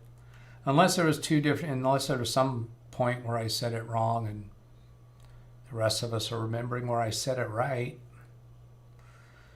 So this is where he was learning and focusing on where to put the memory chips. And that mouse movement you're seeing was recorded. I'm not moving that mouse right now. I was just pointing that out as he was describing it. And he was not seeing my screen. I was just showing it as supplemental information on the video. So he's got the memory in the A2 and B2 slots, which is pretty clearly the right place to put when you're only using 2 memory boards.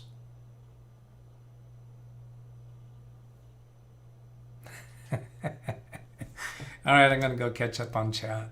I'm chuckling at something in chat. So going back up here to where I left off, same here in UK, postage is free, shipping to Amazon. I think that's probably just if you have a Amazon Prime account. Western Digital PCI 3, yes you did, Doug. And Blackwatch, too many things have gone by for me to know what you were responding to. I'm guessing it has to do with the time. Jamaica is part of the UK. SATA keyed SSD. What are doing? That's chit chat. No, it's not part of the UK. What, Jamaica's not? Oh, part of the UK. So, all right, disagreement that Jamaica is or isn't part of the UK. Certainly not the same time zone. X2, you would think it would, but the reason it does not is in the drive firmware. I think that's probably related to this comment up here. And this is part of the reason why I haven't been big about building custom computers. First of all, because my clients never need them or want them or should have them. But all these abbreviations and acronyms, numbers, versions just drive me bananas. Playing in your ZR1 can have the keys. Catherine, X2WD will not work with the motherboard. X2WD, so the Western Digital that we have will not work with the motherboard. Interesting, all right? So if we take that drive out, is it possible that we'll be able to get a post? Could that, if that drive is not compatible with that motherboard, can we actually get post by removing it? 10 a.m. Jamaica, same as Colombia. Yeah, I do realize that. Tim says, you did say 8 a.m. our time here in Fresno and 10 a.m. Jamaica time. The correct way to pronounce that is Jamaica time, not to make a time. It's Jamaica time. Because voice recognition, you're going to understand that in a moment. Next to USA. They had a hot dinner date last night. Ugh. And then here Tim Sal is correcting. He was saying Jamaica time. So Jamaica time, potato. Maybe Tim's using voice recognition. Or voice dictation, I should say. Garrity Blackwatch, 160,000, drive train out. Oh, that's the new car. Yeah, Gary said something about buying a new car. He's got a collection of high-end sports cars, I think. Where did he say that back there? Near the beginning. I don't know if that is the beginning. No, that's not the beginning. 7. Oh, yeah, that's the beginning. Didn't he say something about buying a new car in here somewhere? Oh, he retracted it.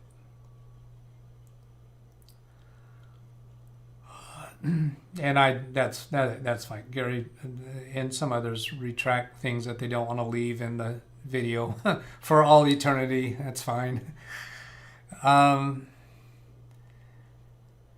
Amazon only pays national shipping. Okay. So national shipping, that would mean you'd have to have a distribution facility in your country. And I guess that's saying Jamaica doesn't. Jamaica is still Eastern Standard Time, I think. No. Eastern Standard Time is 3 hours ahead of me. Jamaica's 2 hours ahead of me. Catherine, I help you. Yes, you do. Gary Darren, I'm wrong. To remove the drive, yes. Try to remove the drive, yes. Yes, that's definitely on my list today, but it wasn't because of incompatibility. So that's a good tip, and that is a point to be making about the client buying their own parts, because in this case the client wanted to buy their own parts and did not run all of the parts choices through Bertland or Catherine and made some choices contrary to what Catherine was recommending. Catherine, I did not put that drive on the list, certainly not. X2 will not work. Take it out. Post should work. Yes, the Tesla. Oh, that's what Gary bought. Oh, wonderful. What model, Gary? Blackwatch, CB now broadcasting on channel 16.5 by 5. Coming, Bertie. You got your ears on, Bert. Well, let me know if you get a response. I'm going to leave that one highlighted so I can come back to it later and resume playing our video in progress.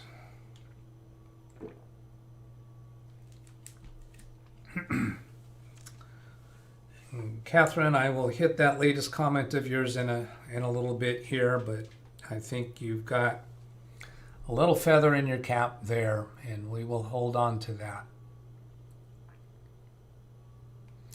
And use that in conversations with people in the future.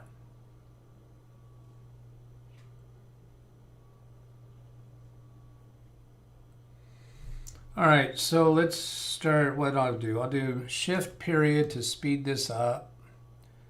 Put Bertland on some caffeine here. Oh, was that? Wait a minute. Was that the drive that I hit the rewind key a couple times there because he shows that box, doesn't he? Is that the drive? Oh no, that's memory, isn't it? I think that's memory.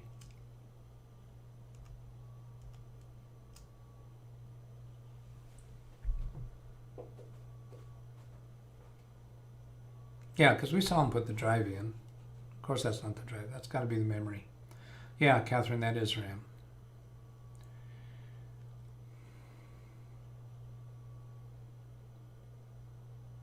So we don't have any questions or concerns about the RAM, correct?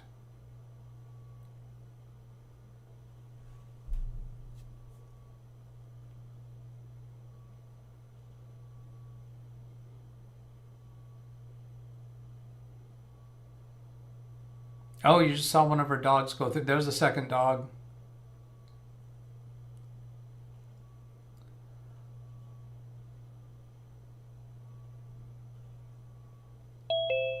Oh, I hear a doorbell. I got a doorbell. I think somebody's coming in.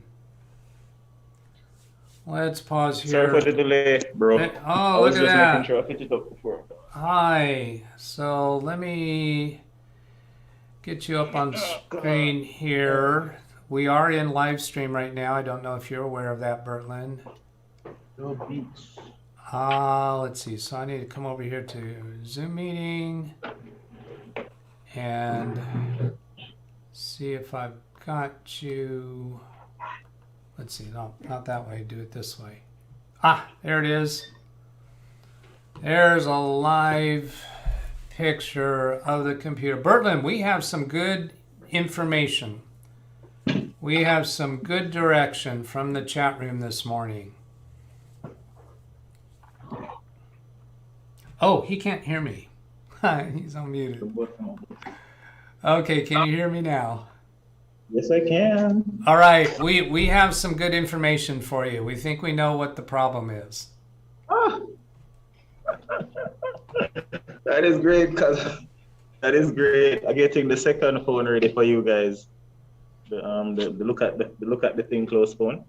Okay, so you've got the motherboard back in the case.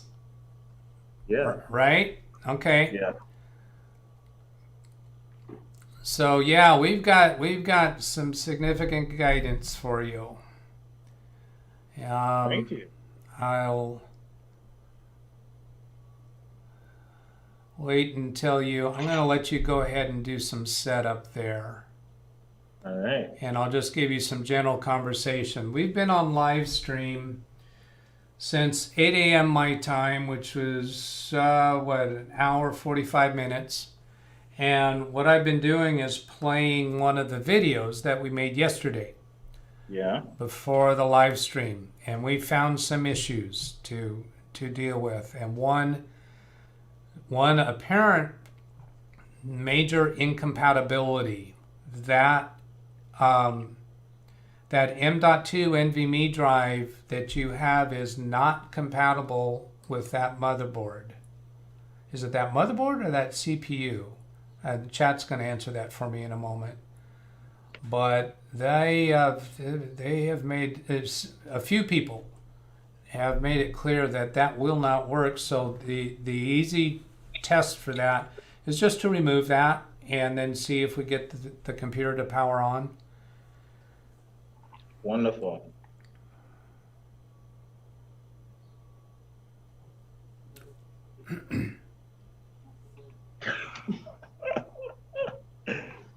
Yep. All right. And the compatibility problems with the motherboard. And I've got a comment here that says not an NVMe. Are you saying that the M.2 we have is not an NVMe? And well, at any rate, let's just remove it and see if we can get a power on self-test. Another pretty high level recommendation, a little bit controversial in the chat, is to do a flash of the BIOS without the benefit of a video screen, and that means creating the flash on a USB memory stick. And we do not need CPU, we do not need RAM memory, we do not need any drive storage or video card to do that. We can do that just with power to the motherboard.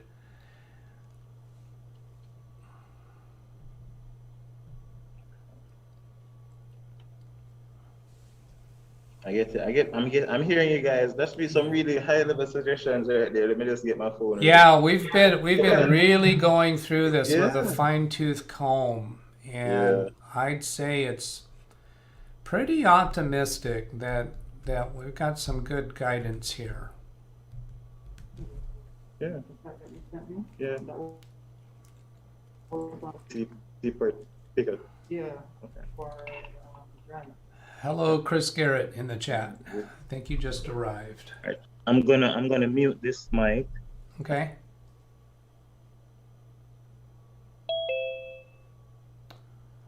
So let's see. Do I have the right? Yeah.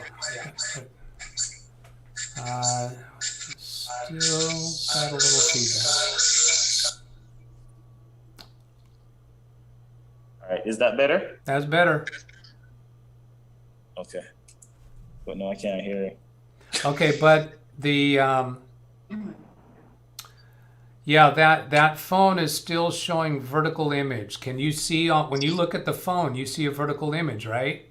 Yeah, there you go. You got to turn around and force it to go horizontal. There you go. And I'm going to ask you to frequently look at the image that you're displaying. Yep. Now, when you're seeing me on the phone, that's okay because you're not transmitting that image to us. But I'd rather you actually see. Yeah, that's good. You're seeing a four place image there. Now, another piece that was really clear in looking back at the video, and I didn't have my eyes on it good enough yesterday, is even that M.2 drive, when you installed it, it really looked wrong with not having that screwed down, and it didn't even look like that correctly met with the post, which means I'm still thinking you've got a bag of missing screws. There was a time with Screws. when you went to do screws for the motherboard, you only had 6 screws, but you needed 9. I don't know what eventually happened. Did you ever find more screws? What had happened was that the screws, I don't think the hard drive itself came with any more screws. Let me just open this a bit more. I don't think the hard drive itself came with any more screws. No, it wouldn't. The screws that you need to use for it would have come with the motherboard. Yeah. So that you seem to be missing screws for holding the motherboard down and missing screws for holding down the M.2 drives. Oh no, what I did was the motherboard, actually on the motherboard itself, I actually added some additional, because the motherboard itself is so wide, I added some additional things here. For the screws. We can't see what you're pointing at. Oh, sorry. So on the motherboard itself, if you can see here, I'm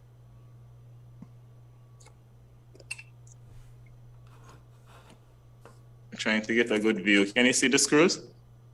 Okay, so I'm gonna switch the zoom so that it zooms in on that image, okay. And it's only going to be live. Well, I'm not even sure if I can do that because you're not talking through that microphone. Okay. So. Oh, yes, you are. Can you see that screw? Can you see that screw? I need to get my pointer. I'm trying not to answer because the camera's going to switch when I speak. So. No problem. All right, so I'm saying that on the edge of the case, guys, because the case was so long, I had to, on the edge of the case, I had to add 3 additional slots on the case. So physically screwed in 3 additional things. So let me just turn around the case, probably I'll show you the back of it. And that may help. Just turn. All right, thanks.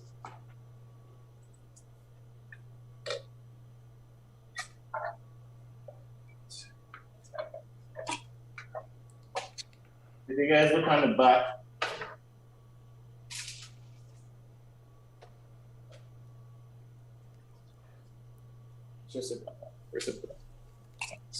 all right, so if you look on the back, right, let me zoom out. All right, so on the back, I'm going to point. So there's one here, right? One here, one here, one here. Are those screws going directly into the case floor, or did you put standoffs? These are standoffs. Okay, so you put standoffs in that plate and then screwed the motherboard to the standoffs. Right. So I think I added 3 additional standoffs. And those standoffs were in the kit? Right. So I got 3 additional standoffs in the kit, but I never got any standoffs for the hard drive. I was asking about that. Okay. Let me clarify something for chat. We are live now with Bertland. We are not watching a recorded video from yesterday. This is live now. Yeah. Okay. So that's your explanation for the motherboard screws. When you went to screw down the motherboard, you showed me 6 screws. So somehow Nine. you wound up with 9. Okay. Because on this end, on the far end here, Yeah. they're hidden. You can't really see them. Yeah, well, no, I know the motherboard needs 9. I understand that. It's just that when you pulled out the screws, you showed me only 6 screws. And I thought at that time that's all you found. So apparently you found the rest of them. Yeah. Okay. Can you go ahead and remove the M.2 MVE? drive? Sure. Yeah.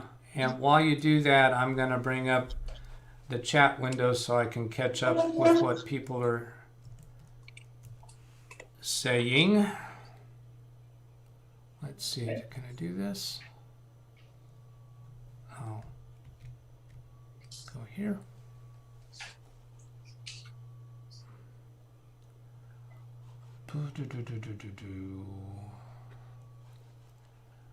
Okay, understood that.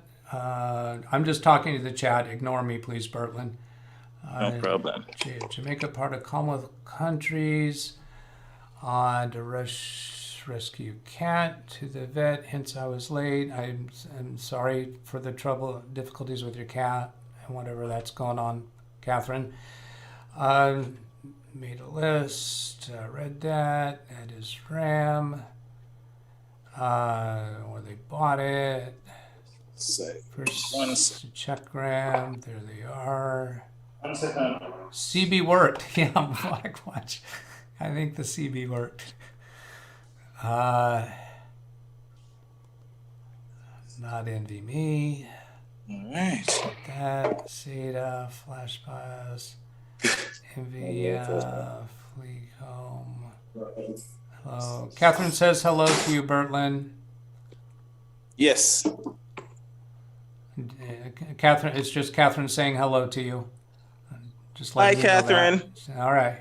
Thank you. Sorry about that. I never realized you were saying hi, Catherine. Yeah.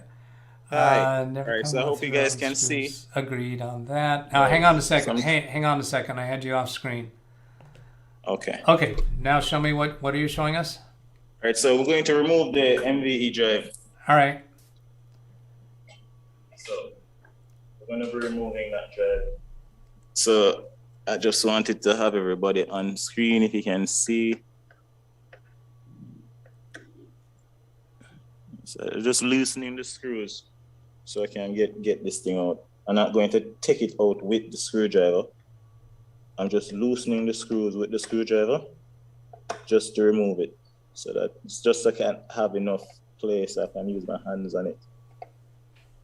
This is a magnetized screwdriver complement. Romaine, good morning. Good morning. So the people in the chat room, we got 19 people right now, and they've seen you a little bit from yesterday's videos. So I just want to let you know that they are here to try to give you the best results and say hello, and hope we get Hi, a good everybody. success today.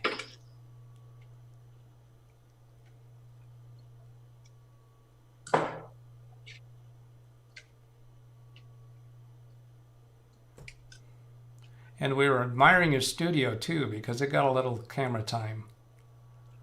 You're an artist, right? I am.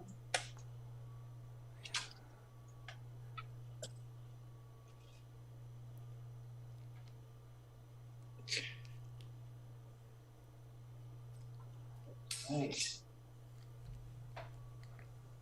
So as you guys can see, there was nothing holding down the drive.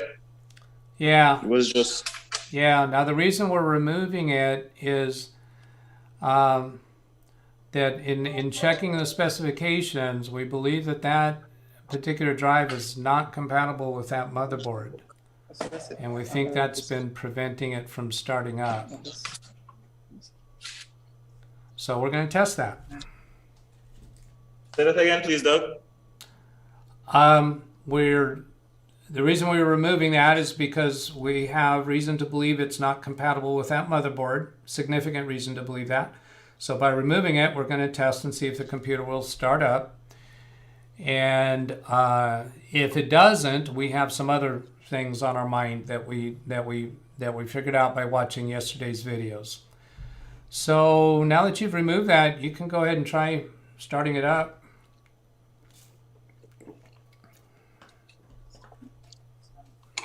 Yeah.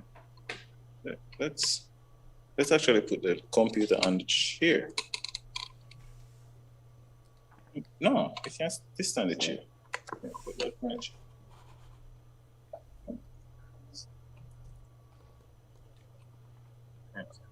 Chair. Are you guys seeing? All right, so I'm standing this thing up so that we can plug it back in. And Okay. power it. So adding the power to the back.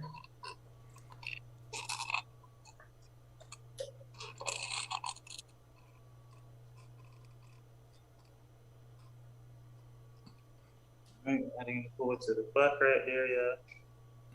And it's plugged in. So now I'm going to hit the power button at the top. I'll switch on the power button, everything. We don't have a drag, but alright. We just have to see if we get the black and white screen. And it's We got fan spin. but it stopped. Oh, the fan stopped, Yeah. but it's still lit up. Yeah. I plugged in the RGB cable onto the motherboard. Say that again. I plugged in the RGB cable for the fan onto the motherboard. The RGB cable. RGB. Okay, Yeah. is RGB. Okay, but how about the fan power Yes, cable? that's also in the chassis fan space. So for the fan, right? So for the fan, right? So the fan is in the chassis fan space, right there. Trying to see if you guys can see correctly. All right, so Okay, but the CPU fan should be plugged into the CPU fan header, not the chassis header. right.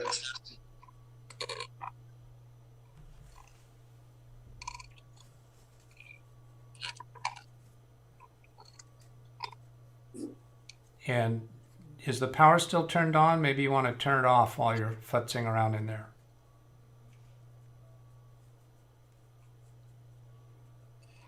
All right, so can you guys see? Well, oh, you're moving the. Yeah, I'm moving. All right, Let me turn okay. this light off a little bit. We can see, but you're there live. So can you trace Tell us. the CPU fan to the CPU fan header? Is it connected to the right place? All right, so actually on the CPU itself, right? There is just the RGB fan slot.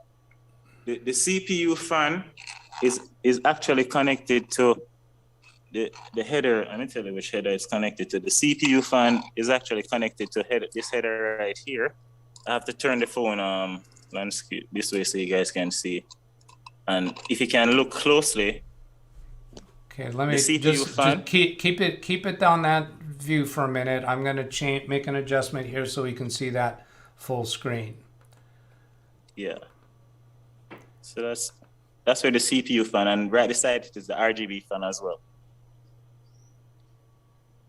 Okay.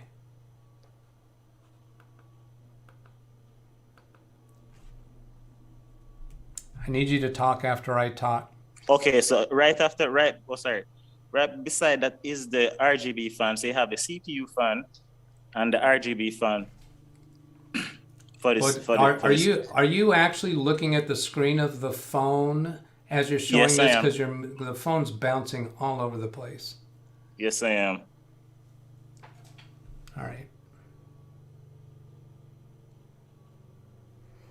Okay, so you've got that plugged in to Yeah. the CPU fan. All right. Did you get any image on the monitor when you turned it on? No, nothing on the monitor when I turn it on. on the monitor and I turn it on. And you have the monitor plugged in to the video Yes. card. Okay. Romaine confirmed that she tested it last night. Say that again, please. Romaine confirmed that she tested it last night. Romaine tested something last night. The monitor. I The tested on another PC. computer. Oh, awesome. Yeah, I have Awesome. another computer.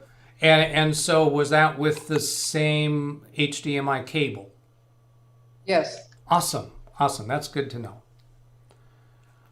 Okay, well, go ahead and try turning it on again. We're going to watch that CPU fan and see what its pattern is. Now, you've got two phones aimed at Bertland right now.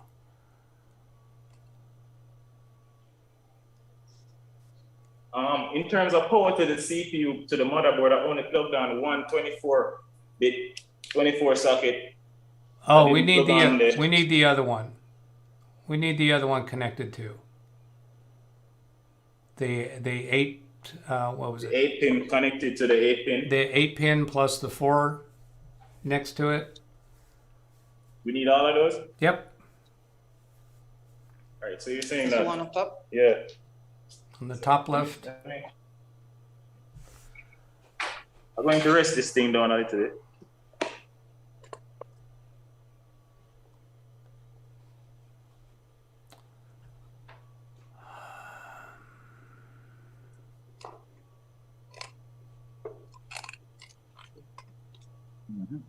All right. All right, so up there, guys, can you see up there? Yeah, yeah. Those powers All right, need great. to be connected. So that needs to, all of those need to be connected. Yeah, it's slightly optional for the 4-pin part, but I'd rather you just do But it the all. 8-pin is- And the correct cables for that are Our CPU. yeah, the CPU cables, and they can be separated into 2 4-pin connectors or 1 8-pin connector. So you can use So one I have a line. CPU cable. I'm gonna plug this one in. Does that one separate into 2 pieces? It can if you need to. Yeah, okay, then that's right. And the other end of it does not separate. The other end of it plugs into the power supply, but it's On a the CPU. solid cable. Exactly. That's right. That's right, guys. All right. So I'm plugging this in. And you need to be sure that it plugs in far enough so that clip closes over. Yeah, man. There So was that a, like clips. yeah, there was a recent video that Carrie did with how does his name? I can't believe I'm escaping on Seated, guys. his Friday friend, where they had it out on the table and it still was not all the way down until they really looked at it. Okay, so can you put the other one on? The other, which one? The 4-pin? 4-pin? Yeah. Bring another wire out there and separate the 2 pieces. And just one will be plugged in.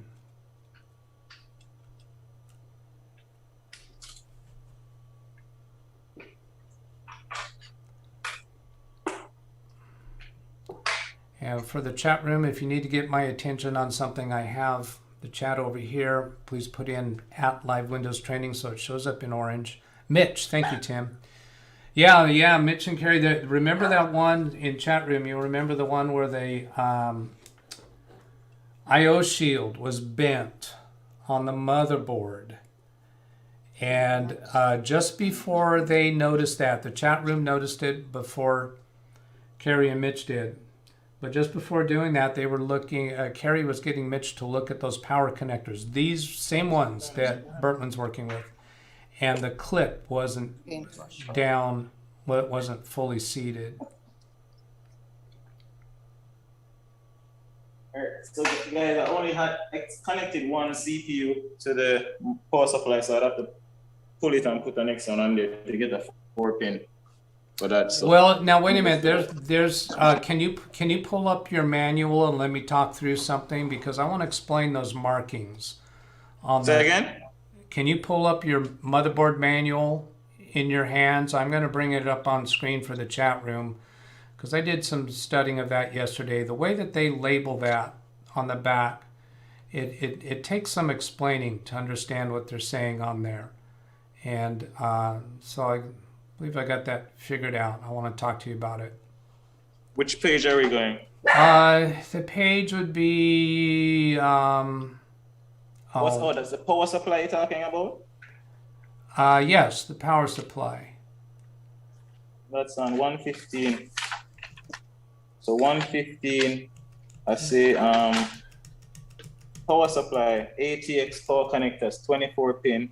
Okay, I just want you to, well, actually, you could see this by looking at the back of the power supply itself. I want to talk through those on the back of the Let me take out the power supply.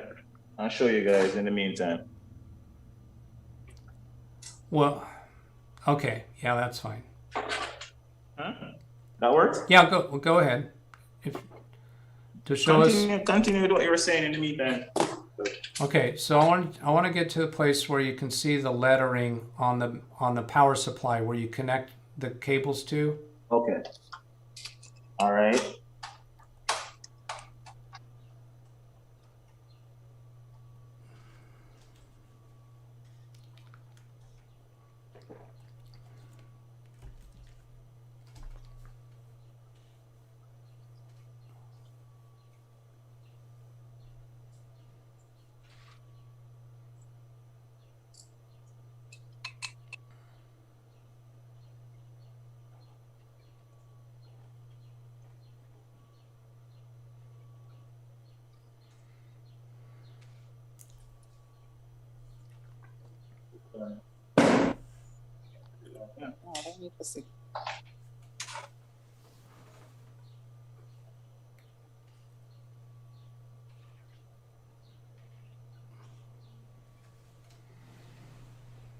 All right, guys. So can you see the back Oh, okay. of the power supply?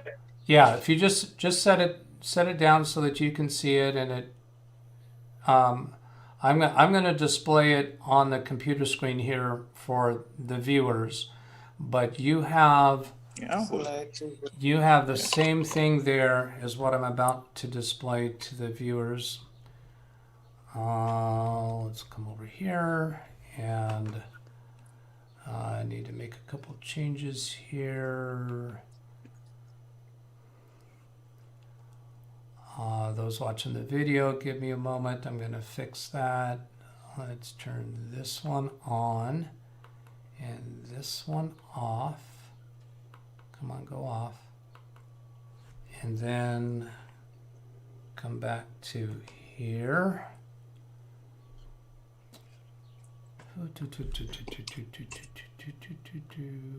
So I have 24 ATX pin.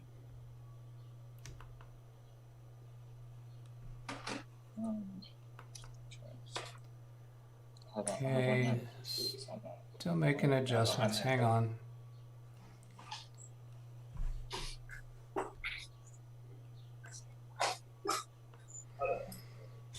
And then come back to here.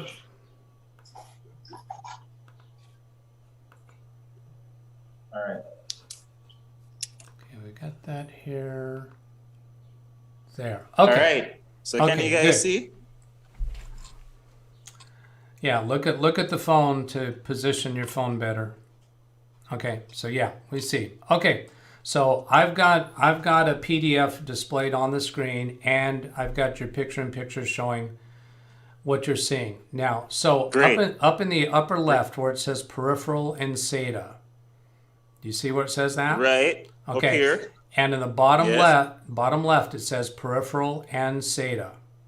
You see that? Right. Okay. So Yeah. what those two designations are pointing to is there are 5 connectors in that region that all have 6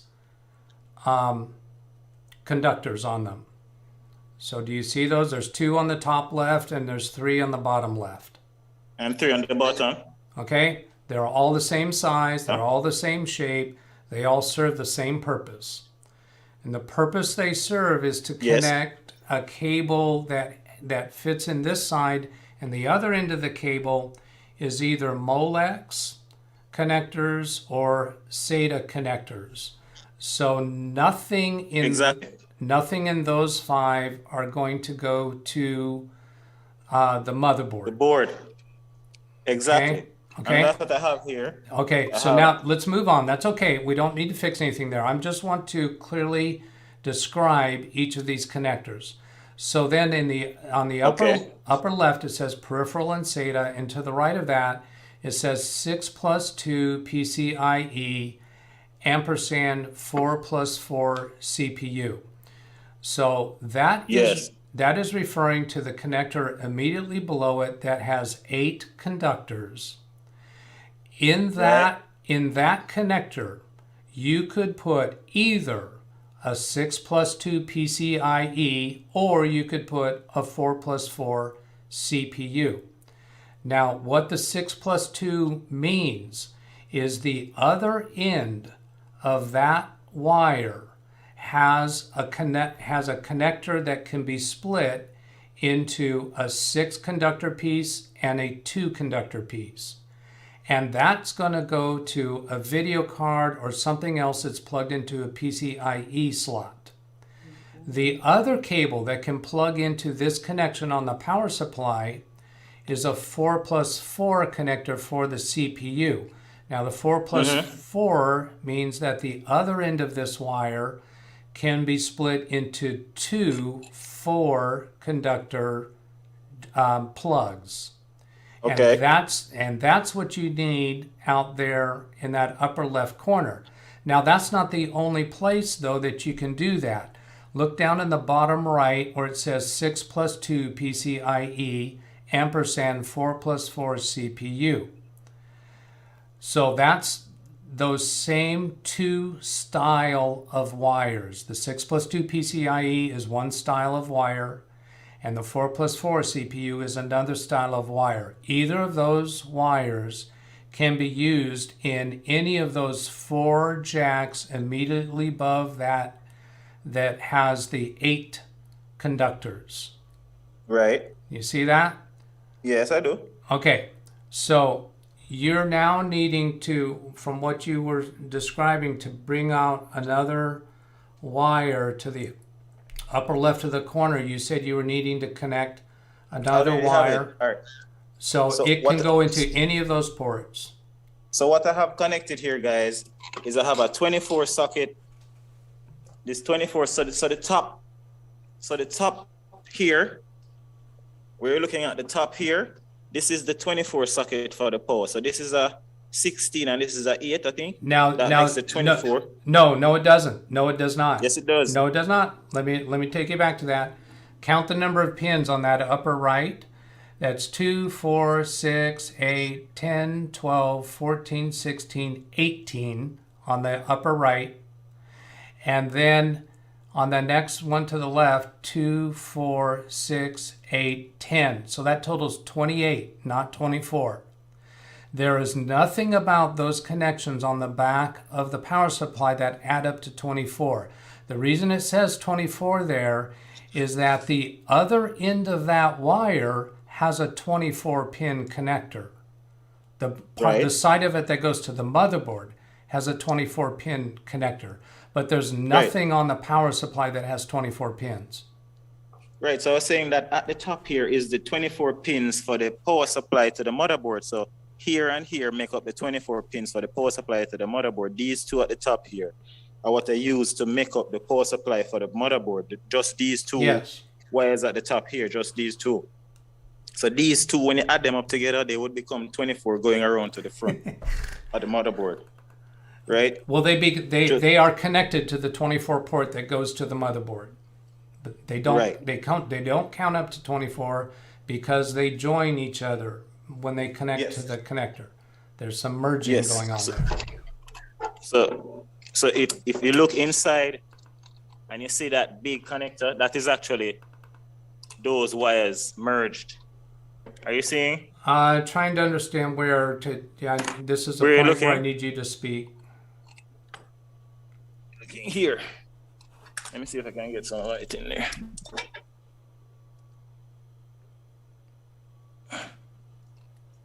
Right. So you see that we're pointing Yes. right there with the Yes, light? that's it. That's the whole of those. You see those two sets of wires around the back I was showing? This is actually the whole of those wires Agreed. combined and going to the board Yep. for the power. Agreed. Yeah. 28. Okay, so just get that extra 4 plus 4 wire going to the motherboard. Okay. So what I had done also on the back is I plugged in two. So I plugged in on the back. I have two CPU wires, right, and one PCIe wire because So Yes. I have Perfect. I actually have two CPU wires connected to the power supply. Two by two CPU wires. 4 by 4, Right, 4x4 CPU wires. right? So I have two of these labeled CPU connected to the power supply, plugged in, run around to the board. One of them I plugged onto the board, and the other one, the PCIe wire, I plugged onto the PCIe, which is the graphics card. So one of them. Right. Are you guys able to see? All right. So yeah. So Romaine just shoved that through. So this one right here. Yeah. I don't really have any use for it. I could split it and turn it into a 2x2. You're moving it all around the place. You're moving it all around the place. Sorry. We can't see what you're trying to show us. Sorry. You're waving it around. Sorry, guys. Let me try with another light. It would have been fine if you would have held it still. Okay. Is that better? Well, yeah, but we're not seeing the wire that you were referring to. All right, let me show you the wire now. So this is the wire, guys. Okay, so that's an 8 conductor. That's a CPU. So I could split this and You could split make that it into 4. You could to get split the that 4 into for the- 2 4s. So you've got one of those unsplit and connected to the motherboard, and one of those split into 2 where you can plug one of the connectors in, and the other connector will just hang free. Right. Yep. Perfect. So I could plug this extra one into the spot up here where we're having the. You could plug this one into the spot up here where we're having the challenge. Yeah. Let me do it. Hold on there a second.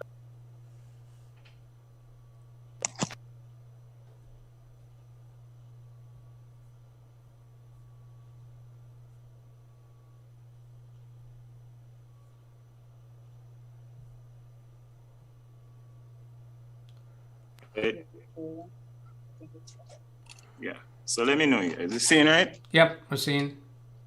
Okay, great. So what I was thinking was that up here, up in the top here where Yeah. we want to put that additional 4-pin. Yeah. Let's see if I can get some light over there.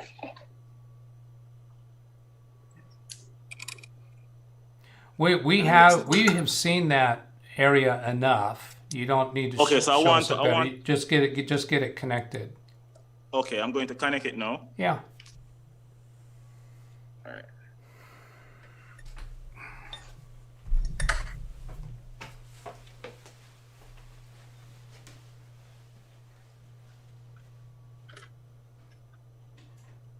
All right, so I have that connected to the motherboard, seated onto the motherboard. Have that there.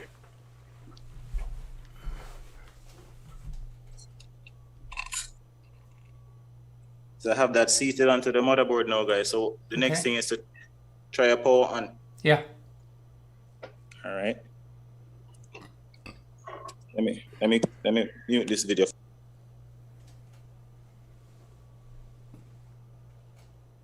I think he's got his microphone muted on that. Sorry. Okay. We're gonna try the power on. All right. Give it a couple seconds. So we got a really good view of a bright light. What are we looking at? Do we have fan spin? Do we have anything on the monitor? Oh, we don't turn it on as it. Oh, all right. We're gonna press the button.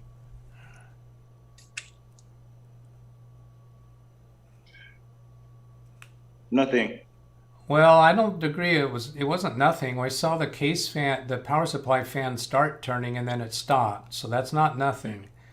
Do you have, it looks like you have RGB lights. That's not nothing. Did the CPU fan start spinning and then stop? Yes. Okay, so that's not nothing. Okay. So it doesn't like something. Something is stopping it. It's starting enough that it is finding that there's something missing Problem. or something connected that it has trouble with. I'm going to try reseating the memory. Well, actually, why not just remove the memory? You should be Yeah. able to get CPU spin without memory. Right. All right, let me try that.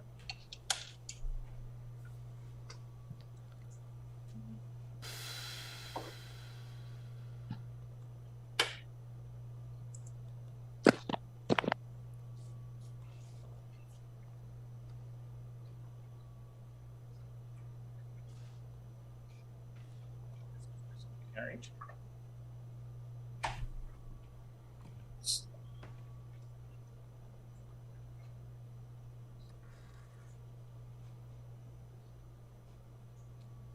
Take over my phone. Where it is. Oh, where is the tripod? Your hand hold tripod. Yeah.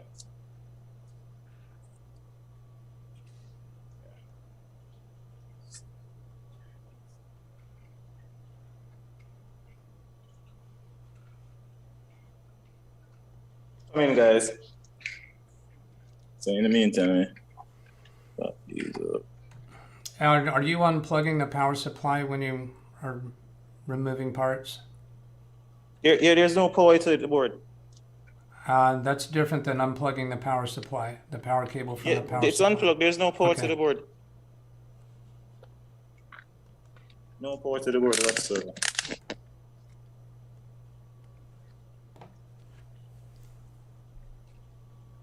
Alright. So I just removed. Okay. Well, I just removed one stick of memory from there. Okay, So I'm going to remove the other stick now. okay. Okay. We'll remove the other stick. So, boom.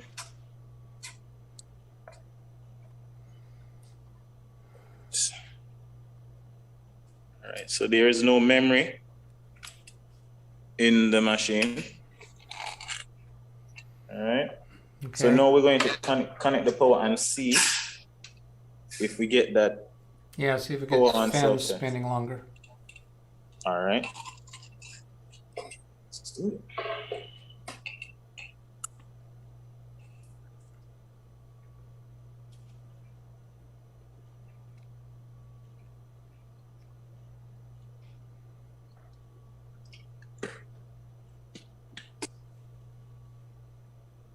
Did it change mode?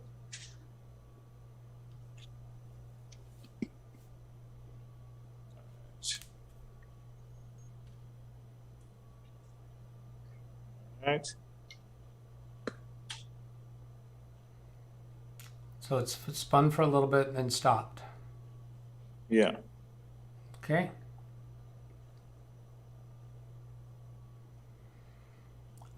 The only other thing we have in there that can be removed is the video card.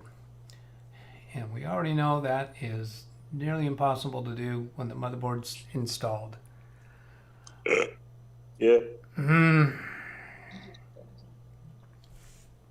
I'm saying that should when you connect the switches up the top, should those control the motherboard in terms of powering it off and powering it on when you press the reset switch and the power switch? These guys down here? These guys down here, what switches on the motherboard? So actually on the motherboard, the case itself has some switches, like a power switch and a reset switch. So you connect those to the motherboard itself and some leads. So I'm saying that. Well, see, it's confusing because you say the power switch on the motherboard on the case. The case is different than the motherboard. That's so I don't not. Do you have a camera pointed right now to a button on the motherboard? All right. So I'm trying to show you on the case itself. On the case. In the case itself. In the case. On the motherboard itself. So the case has nothing to do with it. It's either on the motherboard or on the case. No, what I'm saying is that The wires come from the case itself, the power and reset wires, Okay, and they're connected to the motherboard. and it runs to the motherboard. So he's wondering if those connections that run from the case to the motherboard, if they should power off as they power on the motherboard.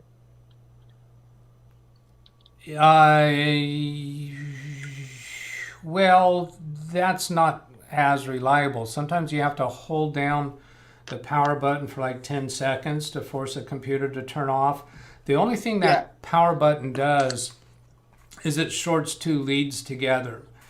And when the computer is turned off, if the power supply is plugged in, then the motherboard still has power to it, even if it's turned off.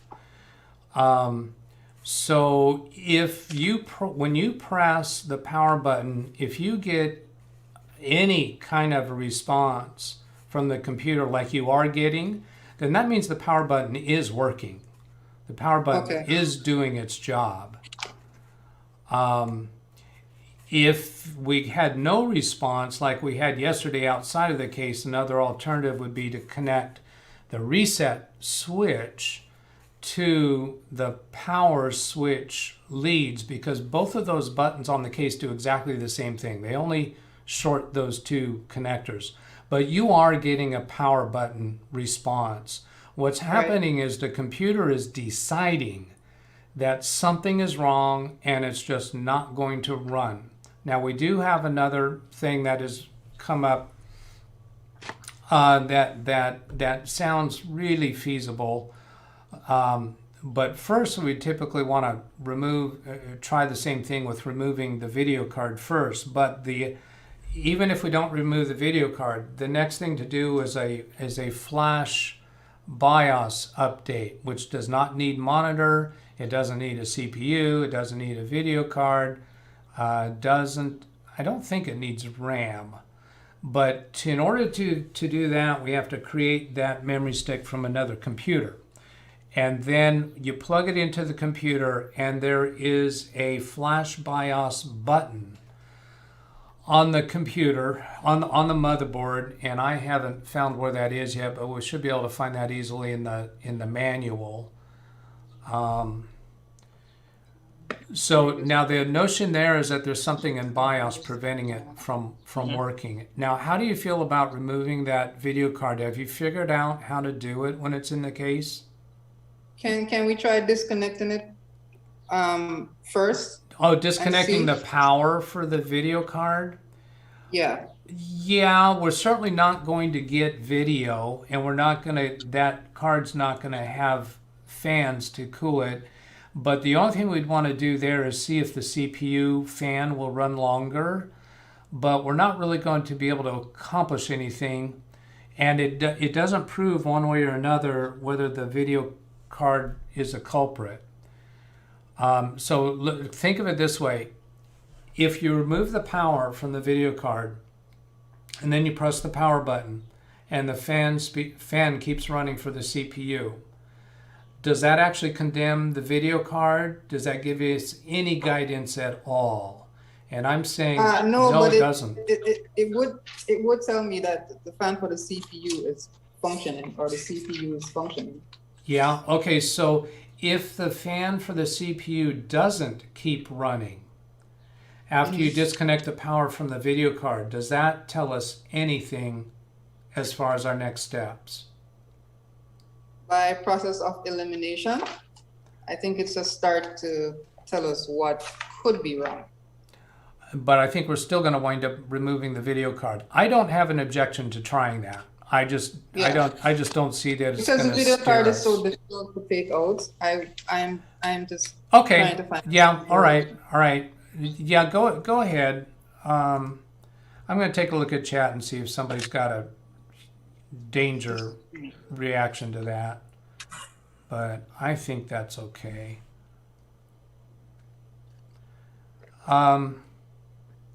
Bertland, I had asked you about the specifications of all the components. Were you able to get that? Yes. Is that available somewhere? Are you able to email it to me? All right. Let me do that right now. Because we do have people still asking for that. So the only specification I never have fully is the, let me just get with the hard drive.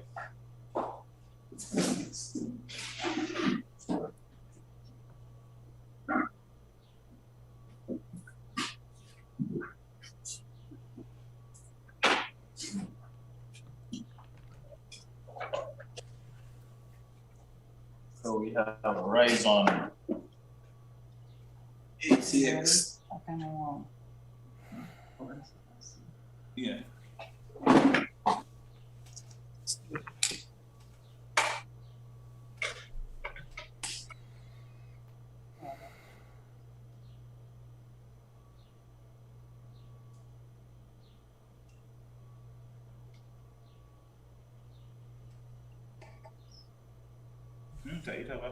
Yeah, no, I keep hearing it click.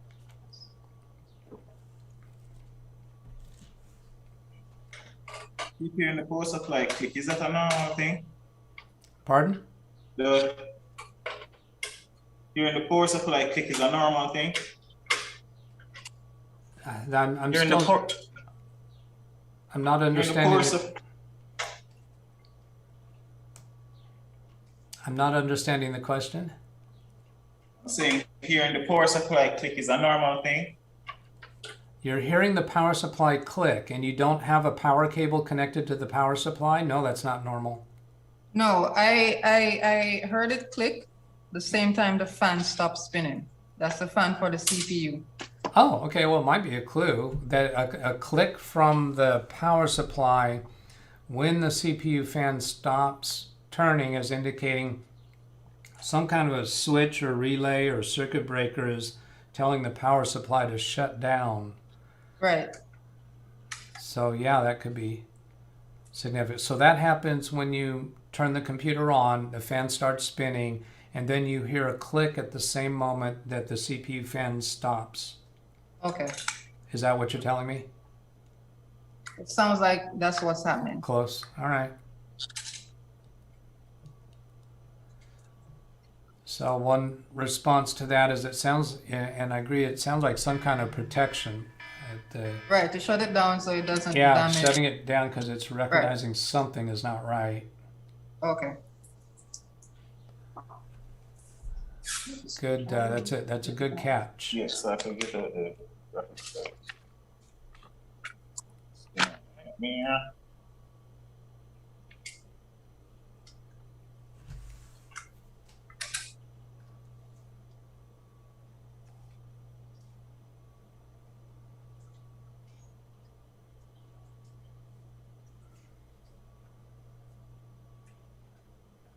Taking out there.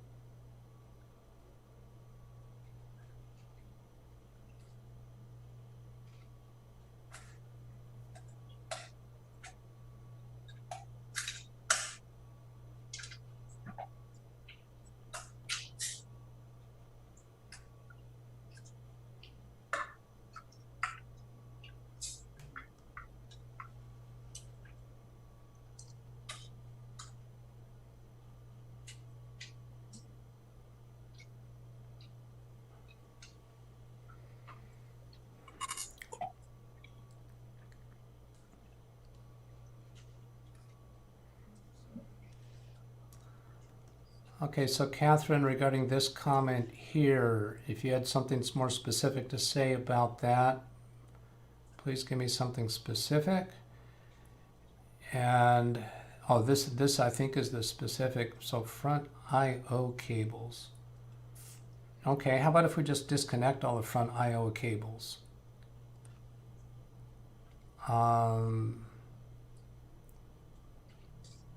And then Sheps, we recently checked the CPU fan. It does appear to be the correct.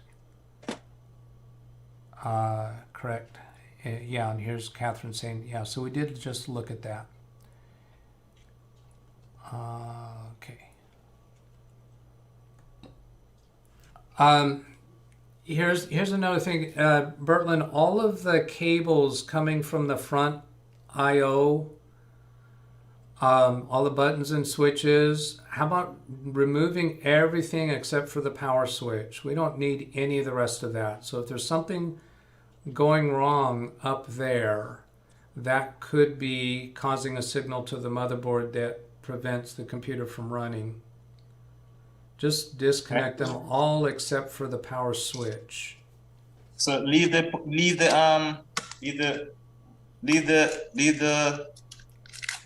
graphics card. The what? The graphics card. Well, for now, unless you've already started removing it, I can't tell because there's no camera pointing to the computer right now. I've already started removing it. All right, if you've already started removing it, that's fine. I didn't know that you were.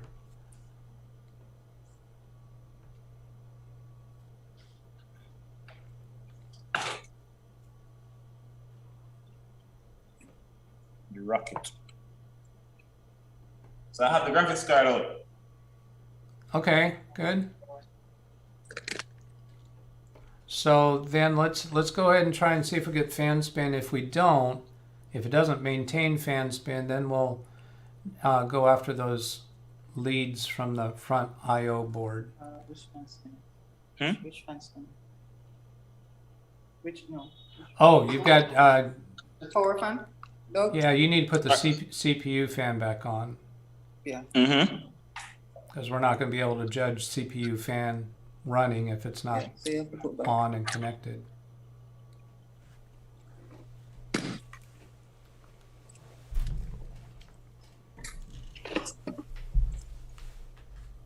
So you were able to get the graphics card out by first removing the CPU fan.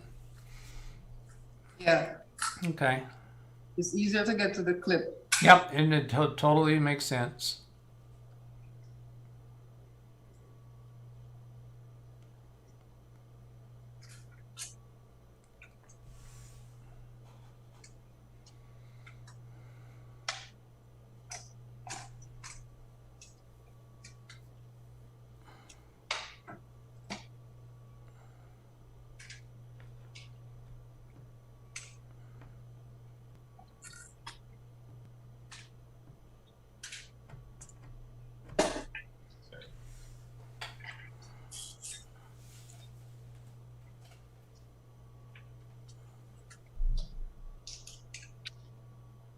Yeah.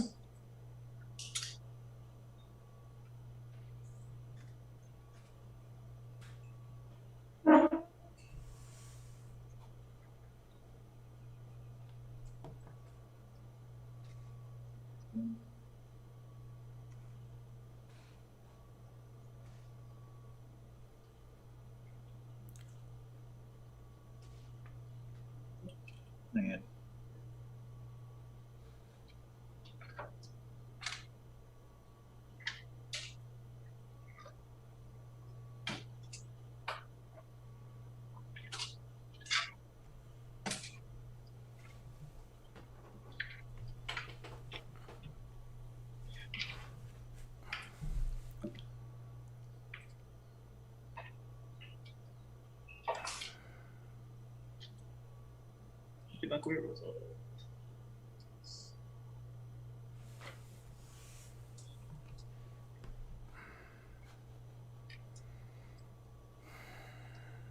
All right, so I have that.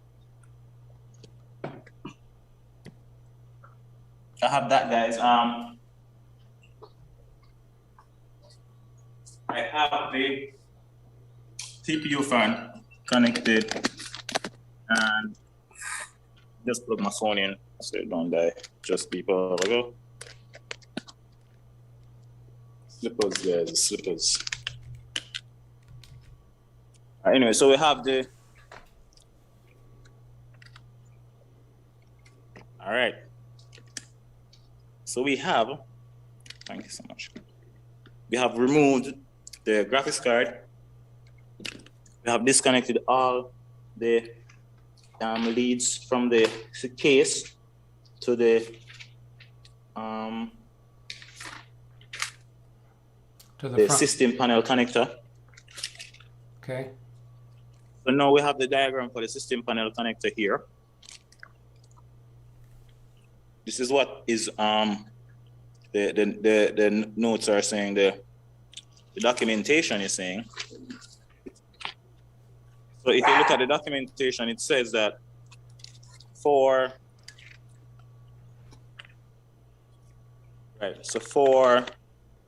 turn it the other way, man. Right.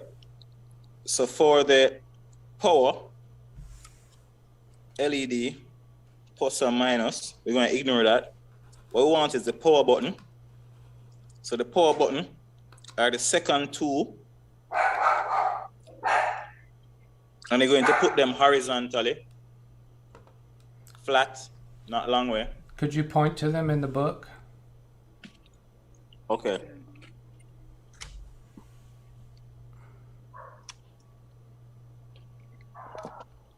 So in the book, here, we have the power switch. Yep. And it has 1, 2 connectors. So they're on 2 different leads. So to make the power switch you're going to connect, I'm just going to try and mark them.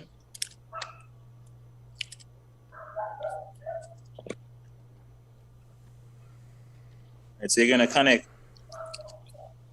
this one. Look at the phone screen, please. Right, you're going to, I just mark them. Okay. This one and this one. Perfect. And you're going to connect them in a line like so. Yep. Not like so. Right. You're going to do perfect. Right. All right. So let's do that. So let's identify that. And that's the port SW. Yeah. You can see that one right there. Yep. Port SW, right, guys?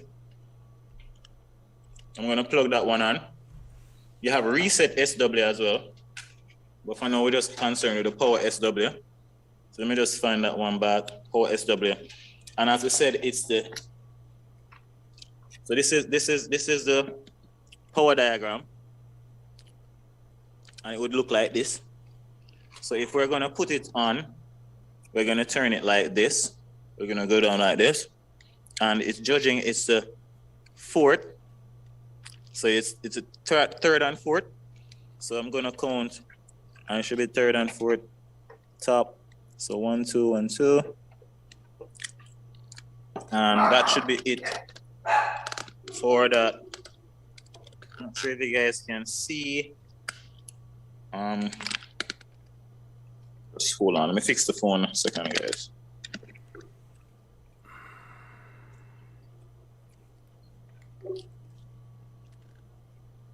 All right, so I'm trying to get the zoom down.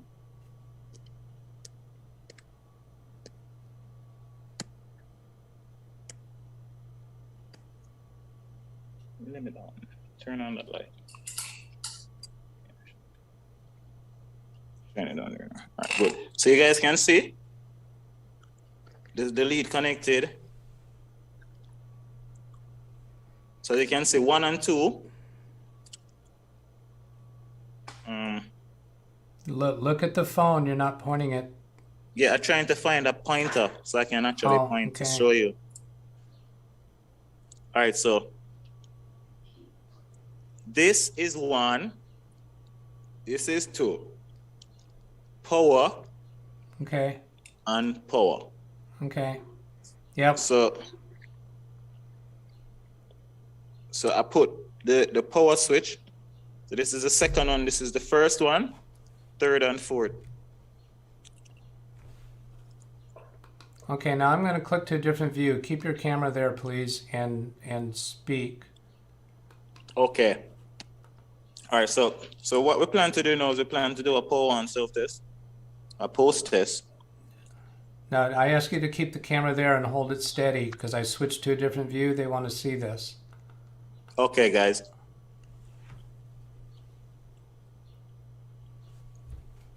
Okay, good. Thank you. Good to go? Yep, good to go. All right, guys. We got confirmations from the chat too. Everyone seems to agree. Thank you, guys. Thank you, guys. Okay, so let's see what we get. Video card gone. Only the power Memory switch gone. connected. Let's see what we get. Memory card gone. Power to the motherboard. Let me zoom out. So the motherboard is lighting up at the usual places, right? It always lights up. And now the CPU fan is spinning and Stop. stop.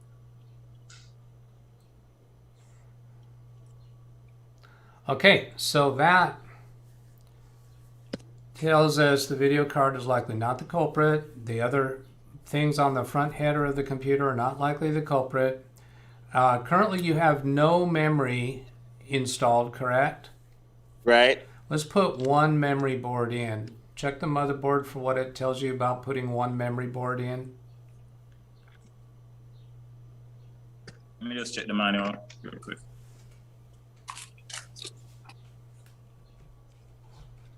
In the first slot, yeah. One goes in the very first slot. Furthest slot from the CPU is one slot. Okay. So judging on based on what the manual says. Yep. So this is the furthest slot from the CPUs. So just try and drop one in there.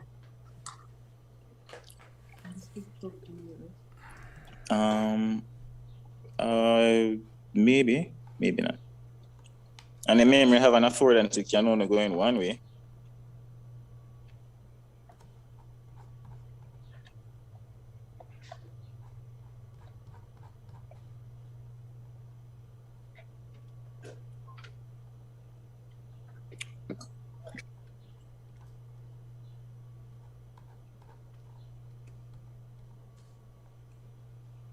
All right, so put that in. We're gonna try the post again.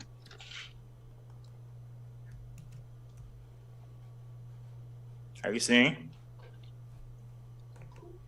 Yep.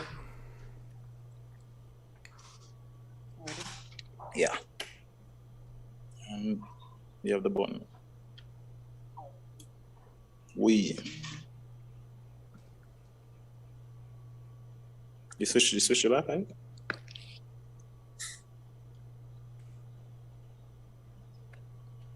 Turn it on. Okay.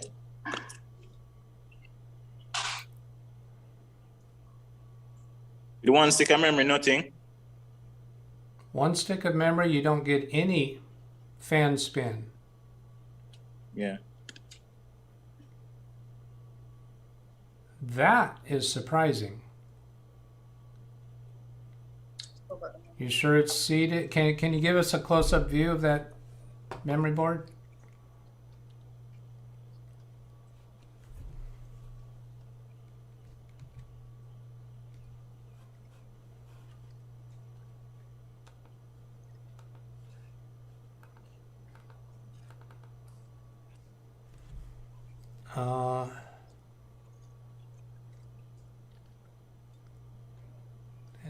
And you gotta hold the phone steady. I'm trying to get you guys a view of the memory. All right. Memory's on the top. So I don't know how you could see it if it's seated firmly, because the phone can go down like parallel to it. No.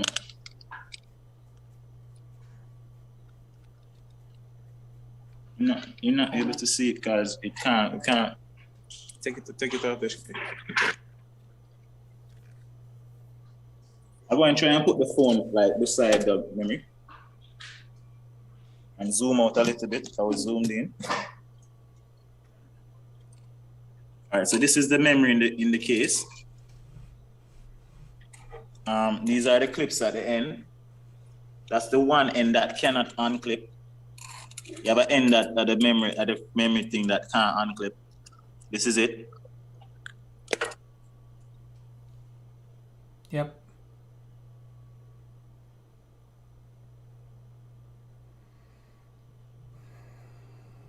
The image on the phone froze.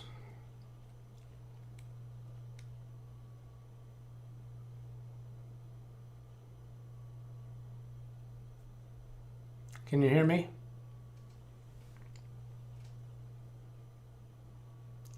Bertland, can you hear me?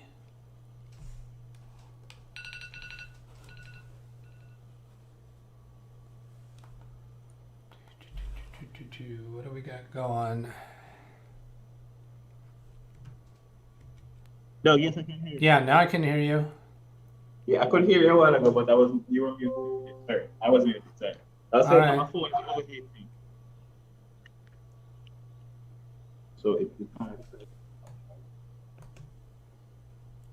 Could it be a processor conflict, Doug? Say that again, please. Processor conflict. Could there be? Processor conflict? Yeah. Well, it could be, but we are already aware of what processor and motherboard you have, and our people in chat have looked that over and don't have any problem with that. Okay. And so how about removing that memory board and putting in the other memory board in that same slot? And that's mainly to see to get to, you know, it's just another in and out and see that you get the same results. And that slot is the one that's away from the CPU, right? Furthest away, yes. Farthest away from the CPU. So here, Closest to the power supply. dim A2. Dim A2. That's clearly the one it belongs in. Now, if putting memory in prevents fan spin, it makes me wonder if there's some kind of a conflict with the memory if both of those boards do that. But remember, yesterday it spun with both memory. Yeah, we did. It did continue spinning. We didn't. The fan wasn't stopping. It continued spinning. We just couldn't get any video. Right. And that was the issue. That's a good point. Now we haven't been able to get back to even that point. All right, we're gonna try the other memory. All right, very good.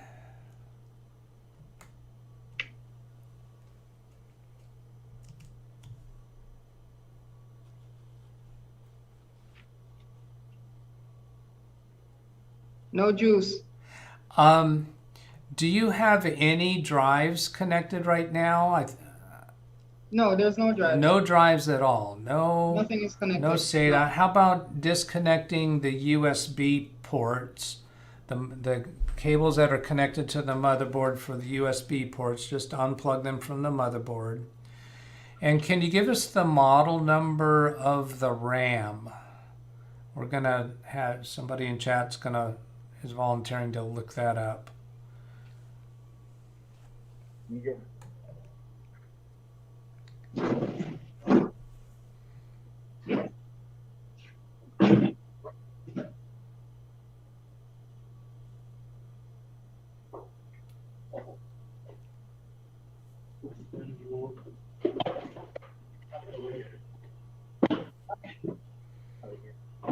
But the RAM is 4-series.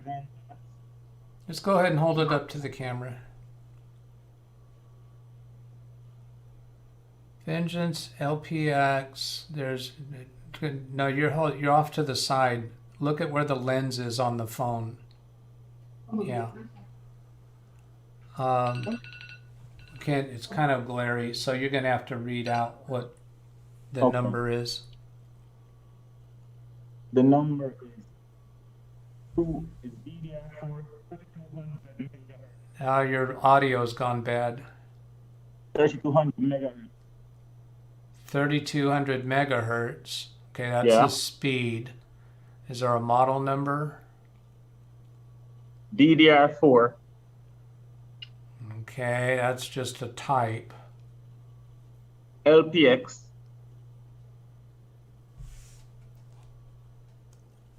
LPX. Is that all you've got there? I'm looking.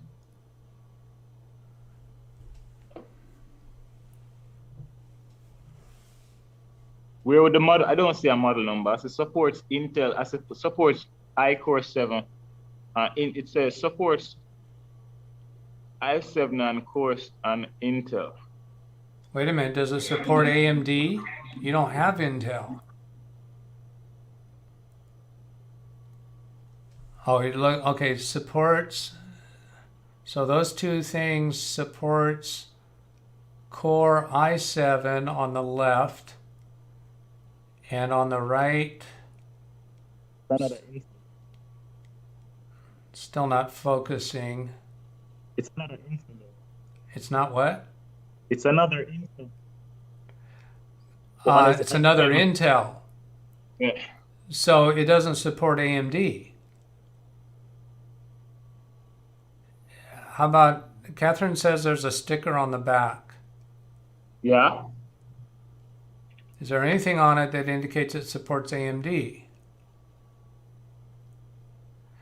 I'm wondering if you, are you seeing the screen on the phone? Should you go around to the other side of the phone so you can see when it gets in focus?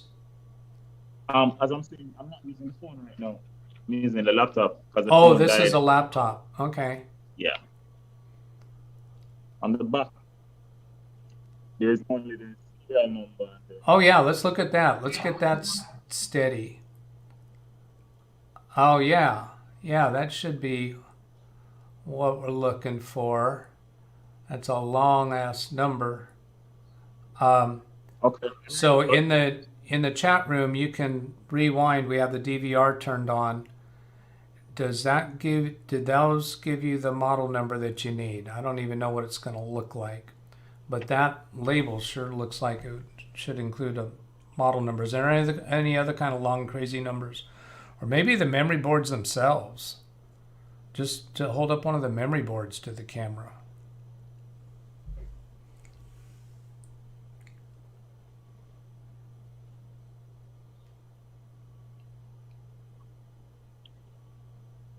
Gotta hold still. This is.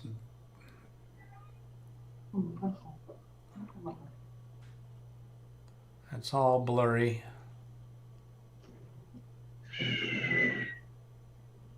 Yeah, that CMK, I'll bet that's what we're looking for. Let me just read it out for you guys. That's CMK number. Yeah. CMK CMK.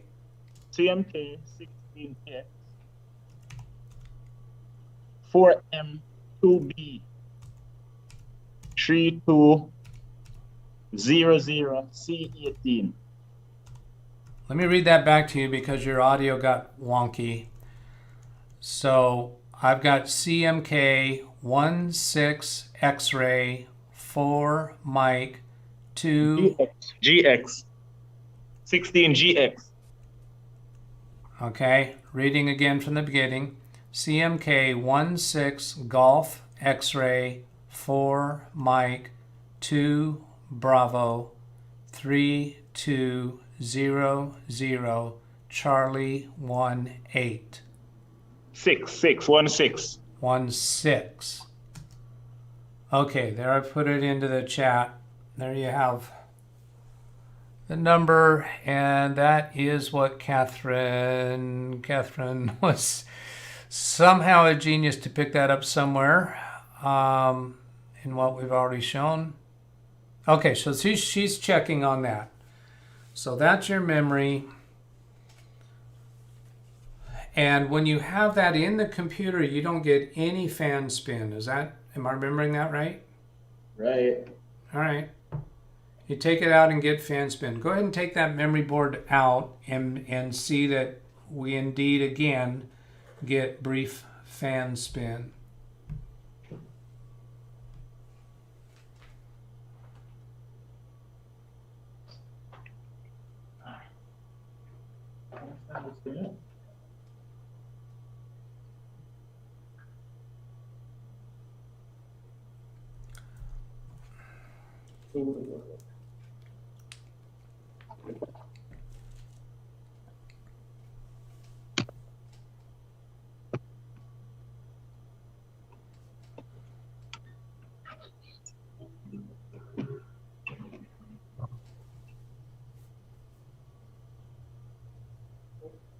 I'm going to pull it down again.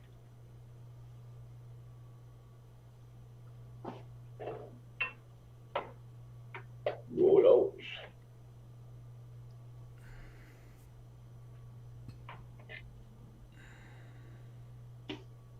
Right.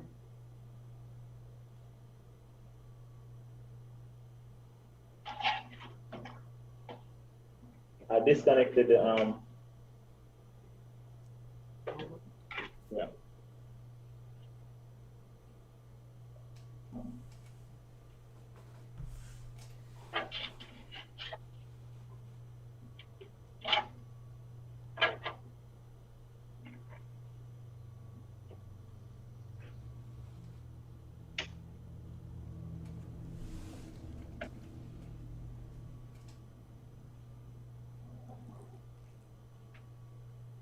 Okay. So here's my theory as to why we had longer fan spin yesterday and we don't today. If it is a memory compatibility issue, we know that when a computer first starts up, it trains memory among other things. So it communicates to the BIOS what memory is installed. It could be that yesterday that memory training caused the BIOS on this motherboard to decide that, nope, that's not the good BIOS, I'm not going to work with that. And now we get different behavior from it. I don't know for certain that that's the explanation, but it's a possible explanation of why we're not getting back to a continual fan spin. Oh, okay, here we got from Catherine, memory is compatible. Yeah. All right. Nick Tao. It's not the memory. Oh, now Catherine says it is not. Catherine, you confused me.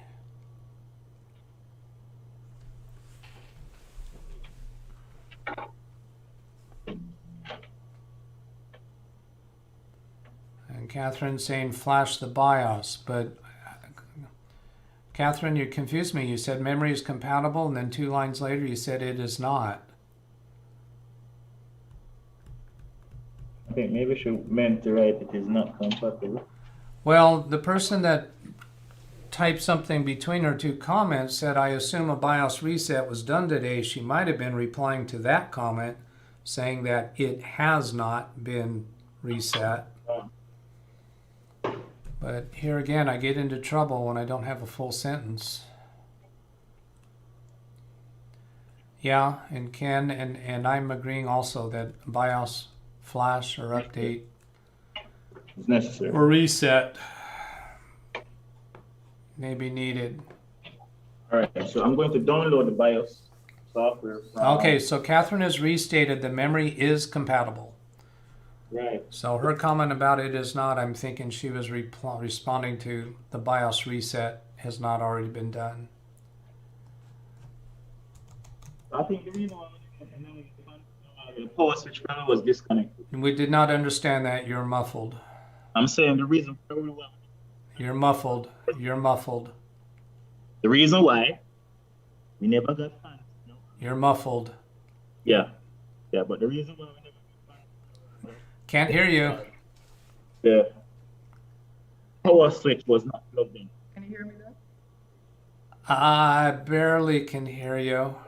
Can you hear me? not well enough. Can you hear me? Yeah, that was better. Okay, the power wasn't connected to the motherboard, so there was no juice. The switch wasn't connected when the memory went in. Oh, okay. Right. So there's a Okay. little spin when it was connected. Oh, so when the memory is in place, we still get the same brief spin? Yes. Okay, okay. Well, good. That gets us back to so you just realized that you missed a piece on that test. All right, that's fine. So I want to plug the USB off the board Yeah, disconnect USB stuff. and the audio. Right, so the audio is gone, the USB is gone. The only thing that's on the board is the switch for the power. Turn the board on to short the board out. Okay. That's the only thing that's on.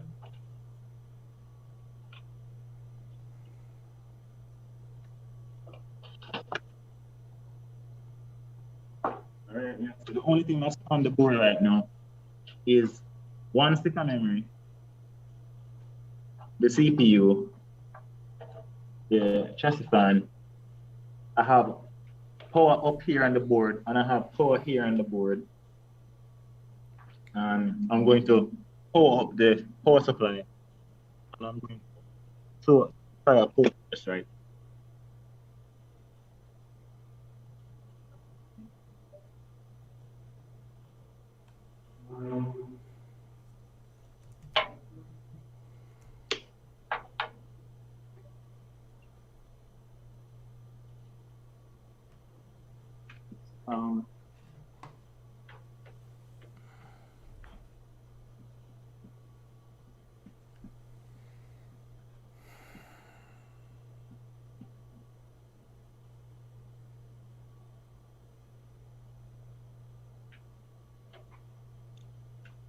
Yeah, turn it off.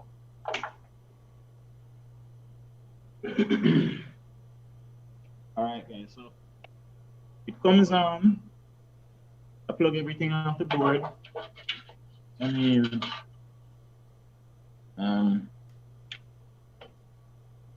so we haven't tried the BIOS stuff. So you with one memory board in and everything disconnected the way you described, you still got a brief fan spin. I turned my head at the moment. Yeah, let me just show You that did. again. Yeah, please show it again.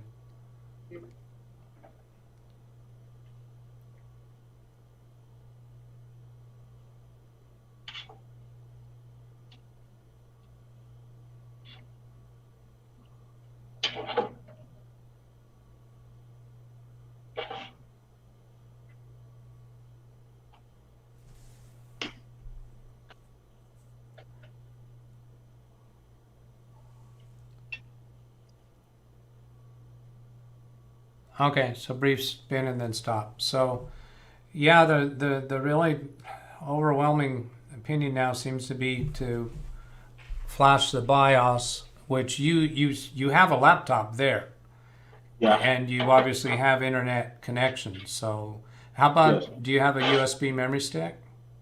Yes. Awesome. Can somebody Right, I have one in my mind. put a link for that download in chat? It's not a lot of space. So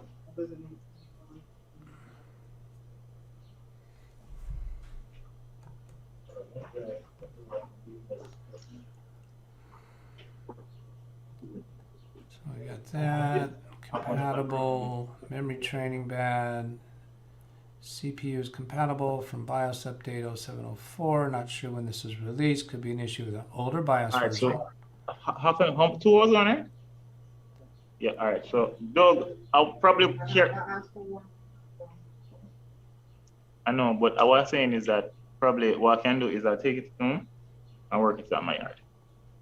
That way we can have.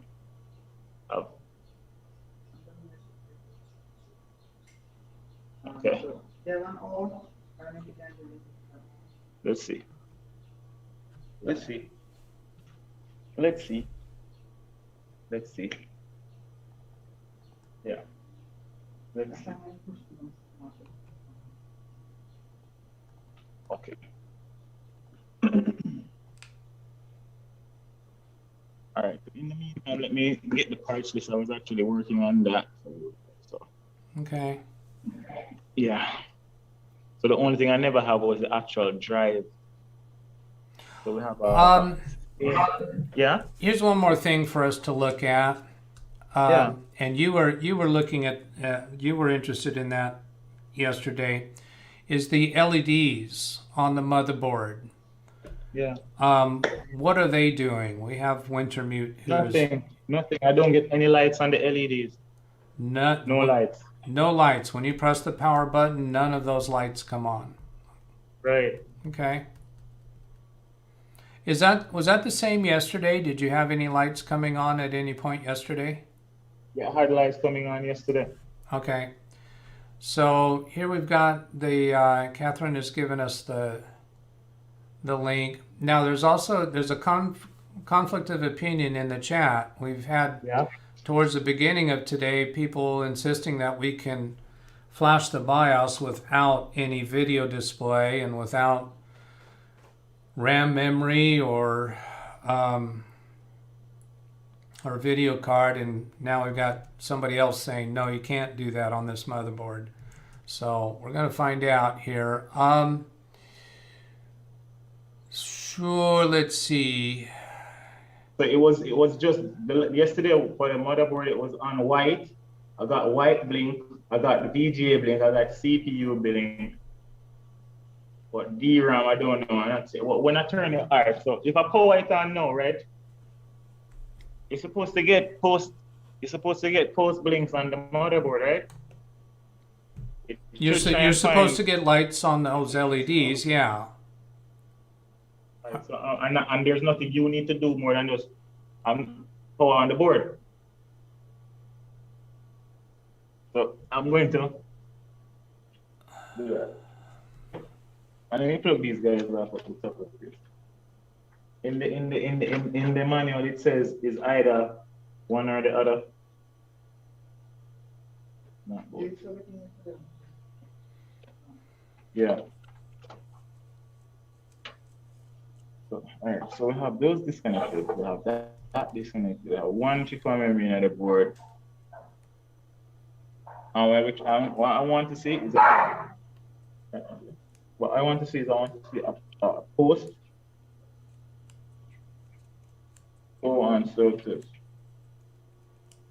I want to see it on the board itself.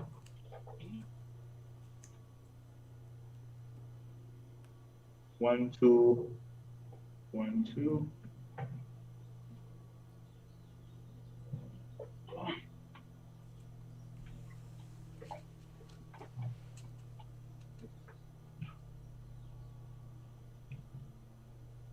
The pole comes there. The pole comes here.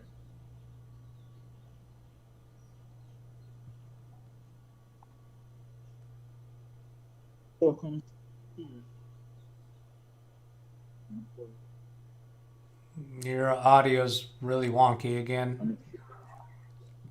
The board is not. So nothing is happening on the board, guys. Like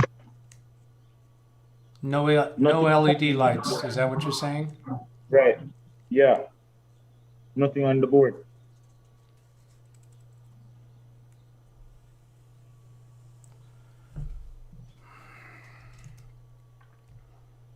Okay, so you're at a laptop. Do you does that get email? Are you able, if I send you an email, is that your laptop? Yeah. So I'm going to send you this link.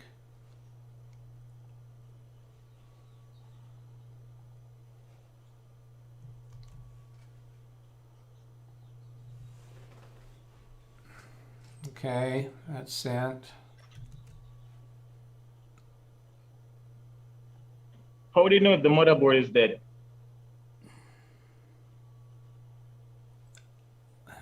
How do you know if the motherboard's dead? Mm-hmm.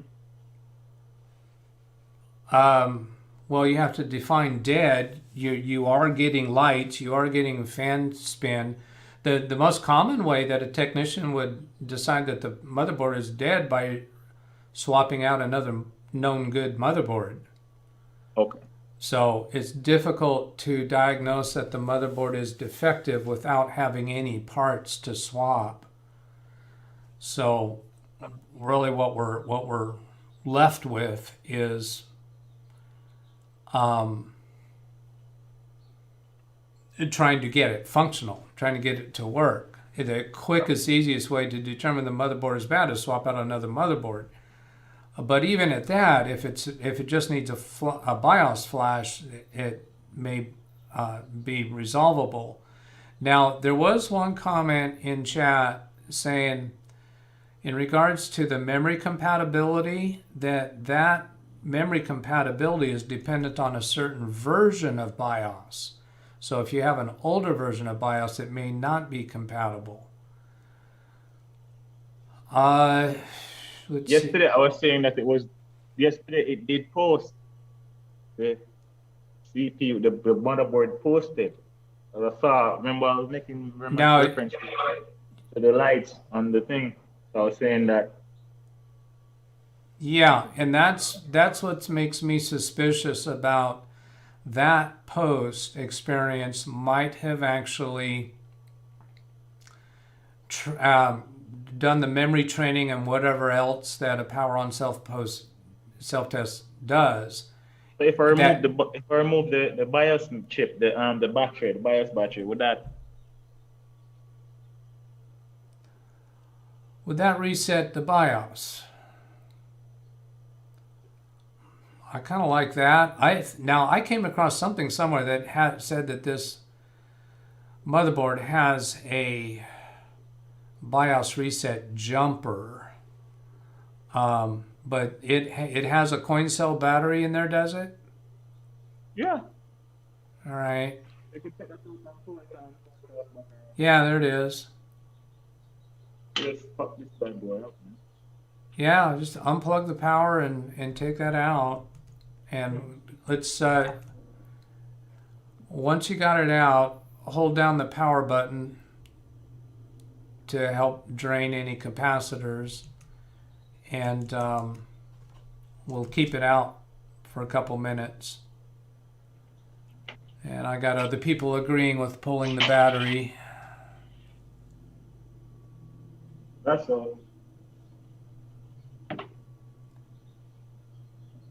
I hold in the power button. Always send CPU. Before the fan spin. That's what I'm thinking. Everything. Dream now.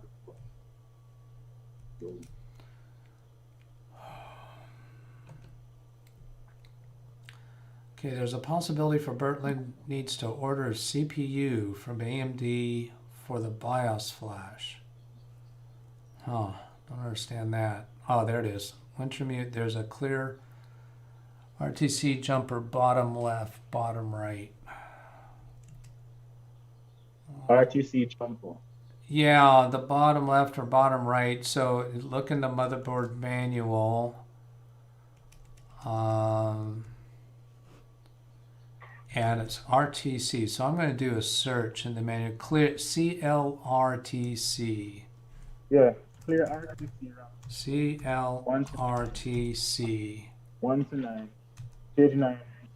Section 1. Yeah, I've got an image of it on the manual. Actually. Oh, I see. It's a jumper by itself. It's right here. 2 jumpers by themselves. Yeah. It's beside the second setup port. Okay.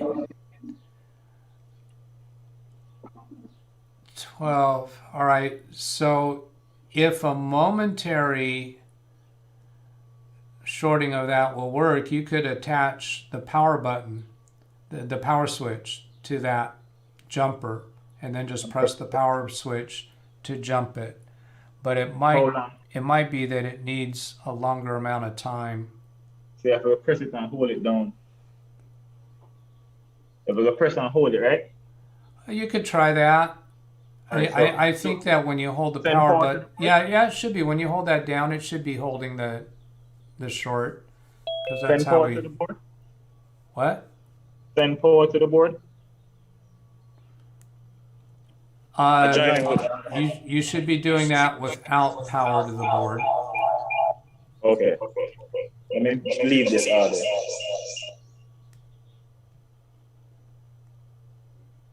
Leave. Okay. All right. So, oops. Wrong camera. Motion. You guys don't need to see my handsome face. Hold on. I'm going to switch. What I'm going to do now is I'm going to switch. So I just put in the light so you guys can see.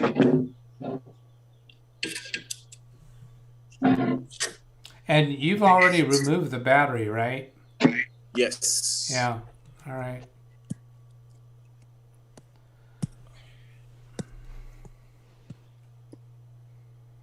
I think those two options will both do the same thing. But we'll go ahead and do both.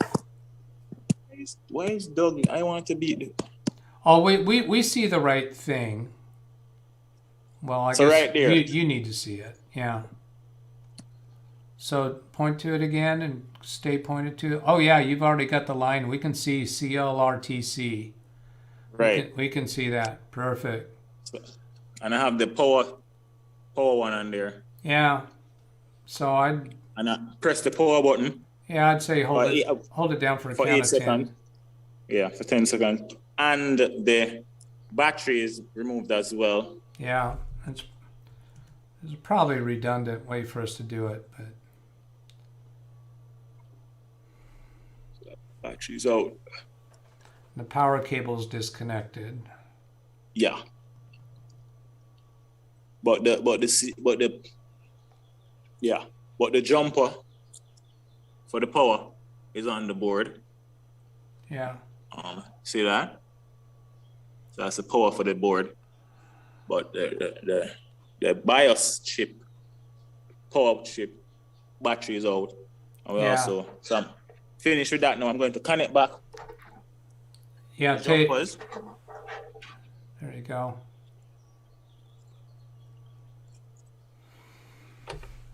So we have that connected now.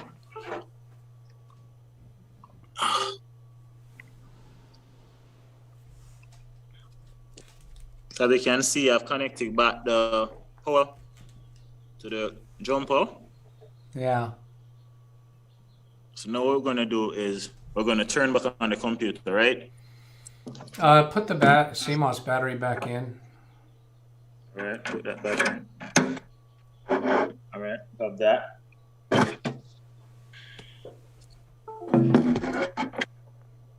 So next, we're going to add power to the board, switch on the board. See if it do a post. Now this. Yeah, go ahead. Yes? Well, they're asking about the SATA cables. The SATA cables, I think, are still connected to the motherboard, but they're not connected to any drives. Is that correct? Yes, that's correct, guys. All right. Yeah. There are no drives. Yeah. I don't see that you need to pull those off. So you'll try it without the memory in, and then go ahead and put both sticks of, or what memory do you have in now? Is there any? One. Okay, just go ahead and try that. If we don't get something good there, we'll put in the second memory. And the reason for that is Catherine's saying that AMD just doesn't really like a single stick of memory, but it should still, we should still get a different behavior. Doesn't like a single stick. I'm powering on, guys. All right.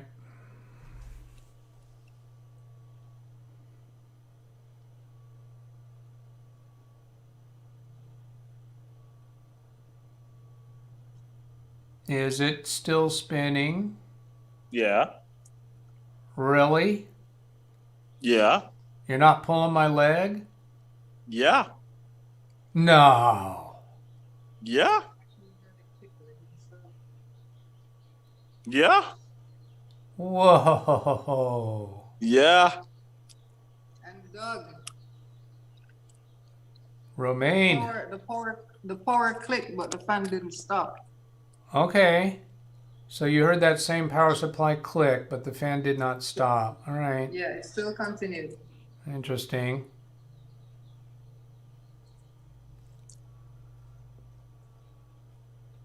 Huh. All right. I got some. There are no post lights coming up. I'm not getting any post LEDs though. All right.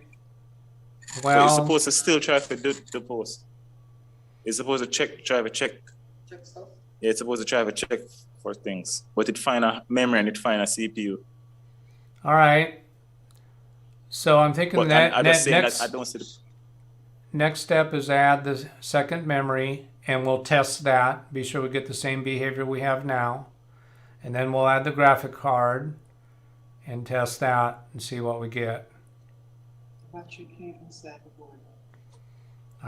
I'm saying, let's do this one step at a time. Add the second memory and test that to be sure we get continual fan spin. Then we'll add the graphics card. Is the power button supposed to turn it off too? You might have to hold it down 10 seconds. Yes, it should turn it off. But it may not just be a press and release the way you're used to, because It's not turning it off. it's not. Holding the power button down for a full count of 10. Don't shortchange Doesn't it. turn it off.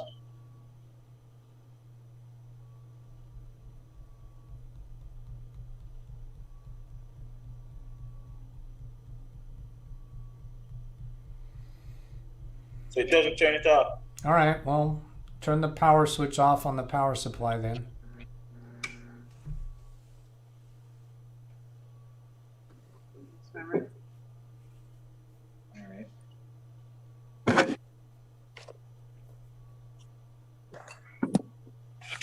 I'm sorry guys, I'm just putting in the next memory, so I need to lay flat stuff.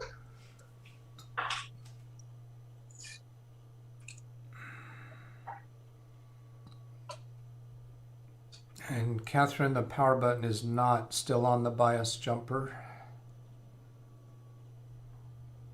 When you put in memory, guys, you always start at one. This is for the CPU. It's harder further in your gut. If I had on here, you'll have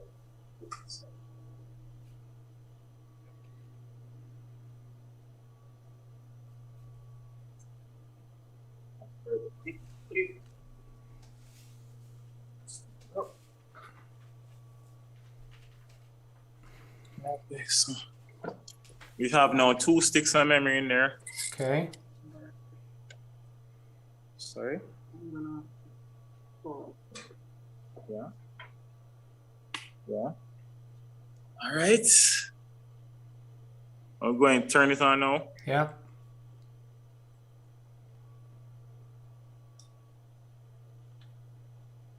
All right, so it's still running. Okay.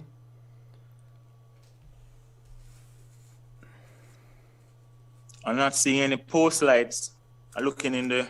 Okay. You see that? Come on.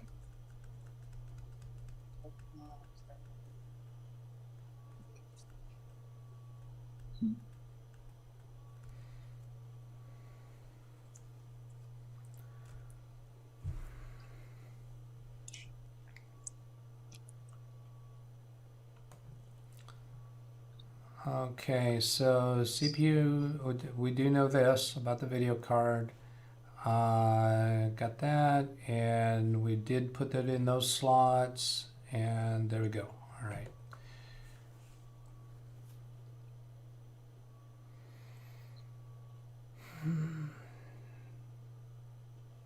Every fan is spinning, guys.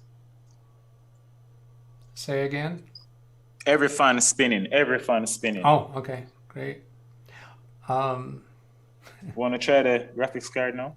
Yeah, let's try a press and release of the power button, see if it'll shut off. I don't think it will.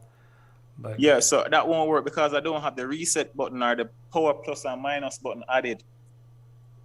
well, that doesn't matter. That the power button still does what it does regardless of those other leads. But you should be able to press and release that power button and get it to shut down, except that the state that the computer's in, we don't know. So if you wind up having to do the power supply switch, that's fine. Okay, so graphics card. All right, guys, I'm gonna lay the phone down again. Yeah, I'm gonna walk away from my computer for a moment while you do that. And I just wanna tell everybody, checking out chat and here with us and Doug. Thank you guys. You know? Yes. Thank you so much. Really Yes. appreciate it. Thank you, everybody. Yesterday I never told you guys how much I appreciate you guys. So thank you. Oh, you've done How that about that? several times. All right, for the chat and me, I know that. We're good. Hey.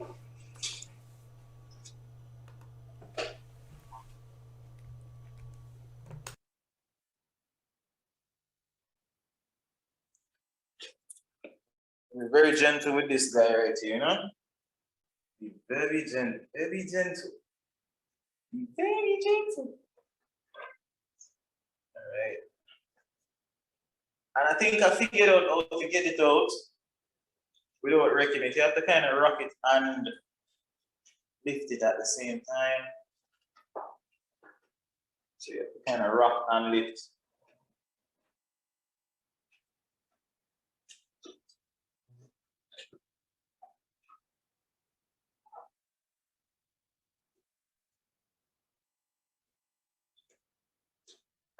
To get it in, you have to actually lift up that latch.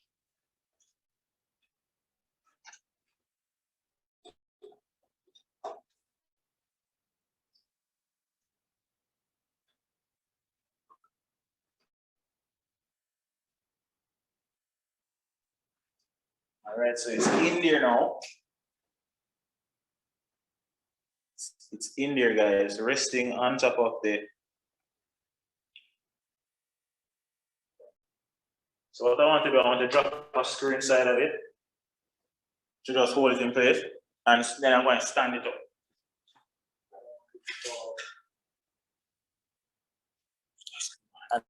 And then I change the angle of the camera so we can get back to looking inside. Okay.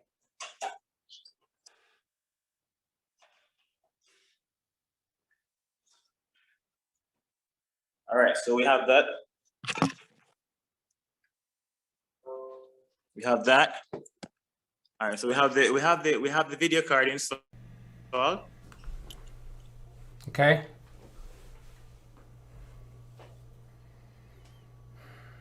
So I'm going to add the PCI power to it, because I had from the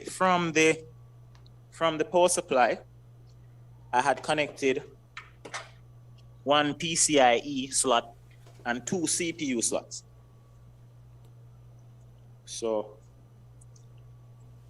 I'm going to use the PCIe slot for powering the graphics card, which is here, PCIe. Okay.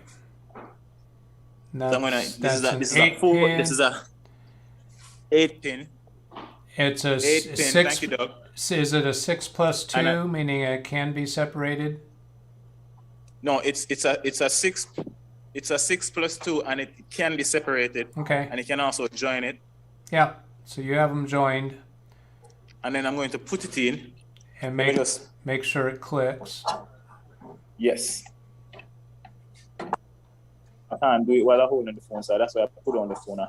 Come in, guys. So I have it in, right? Okay. And I'm going to make sure it clips. I'm going to make sure it clips. All right. And you confirm the other end of that line is connected to the power supply. Say again, please. You confirm the other end of that line is connected to the power supply. So this is the line going through. Yeah.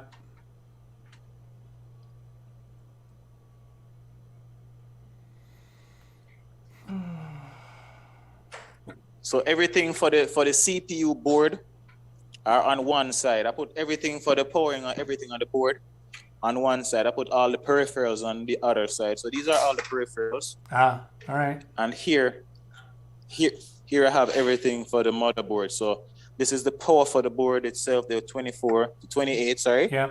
And down here are two PC cables and one PCIe cable. And one PCIe cable I plugged to the graphics card. Okay. And then the two CPU cables, I have them doing various things. All right. So what I'm going to do now for you guys, I'm going to do a next power on or the machine. So let me just put on the phone.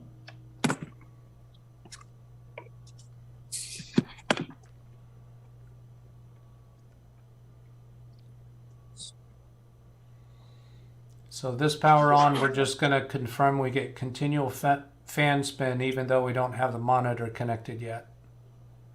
Okay, so let's turn it on. All right. All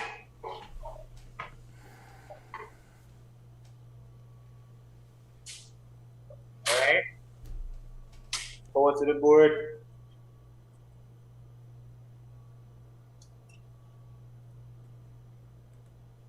The board is spinning, fan is spinning, fan is spinning, And consider the still spinning. graphics card fans. Yesterday you said they were kind of intermittent. The graphics card is not on. It's what? It's not spinning. The fans for the graphics card are not spinning. Huh?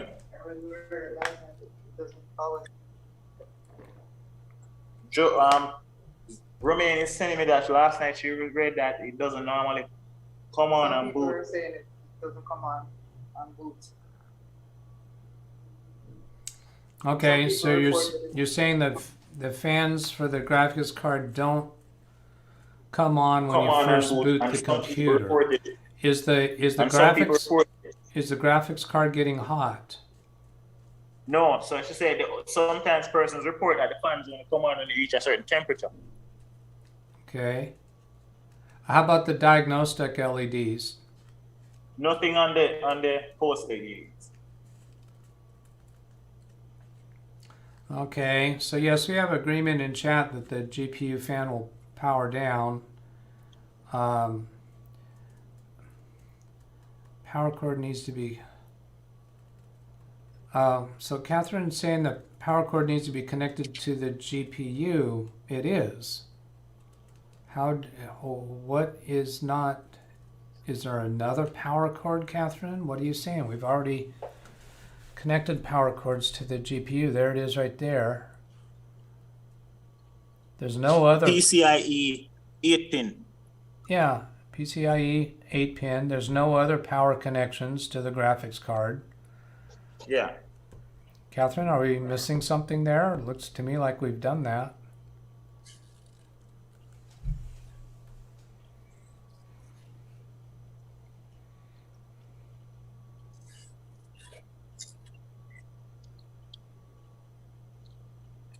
Still having spin, but I'm not seeing any post LEDs. All right, well, why not go ahead and plug in the monitor? You don't need to shut it off. Just go ahead and plug in the monitor. And Catherine, yes, it is connected to the PSU. Maybe you weren't watching when we did that. He showed us that on camera. Catherine.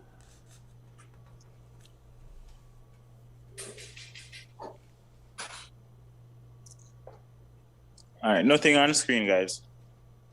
Blank. And turn the power off on the monitor and turn it back on so we see the splash screen come up on the monitor. Can you point the camera to the monitor while you do that?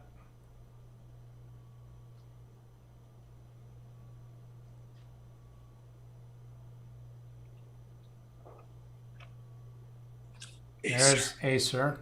Okay, so monitor has power. And keep it on the monitor. Stay on the monitor. Stay on the monitor. Stay on the monitor. It's trying to find which In the upper input it's in the upper getting. right, it's going through the different signal sources. And then that Yeah, message so it's not reading. that message there says what again? The cable not connected, so it's not reading. So it's not getting a signal from the graphics card. Okay, It's not getting that's any not the signal. same message you said yesterday. There's a specific word on the monitor screen right now. Input not supported was the one. Yeah, you get. input not supported. So yes, monitor switched on. And this monitor and the HDMI cable were tested last night on another computer. Yeah, and they work. And they work. And we're not getting LED lights on the motherboard at all.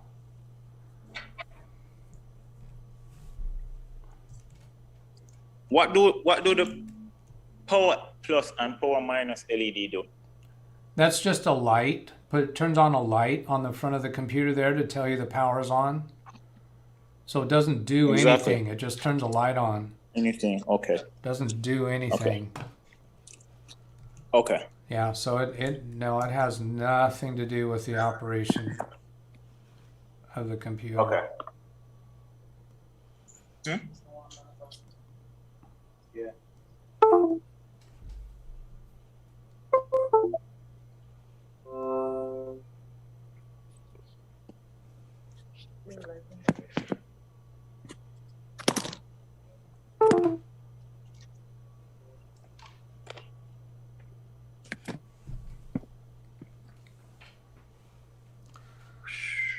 Okay, so I downloaded that BIOS flash file, and I have when it. I run it on my computer, did you say you have it? Yeah. Okay.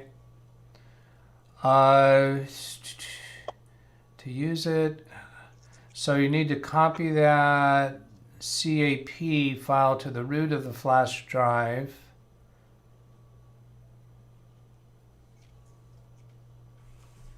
Yeah.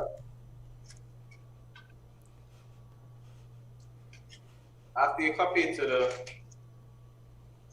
bin, I'm looking to see if there's instructions for it. Tough gaming board plus BIOS 402, update AMD, AM4, yada yada yada, improve system stability. June 22nd, 2021.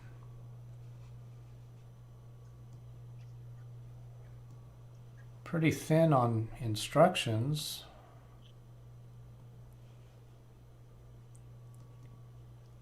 So it's only these two files.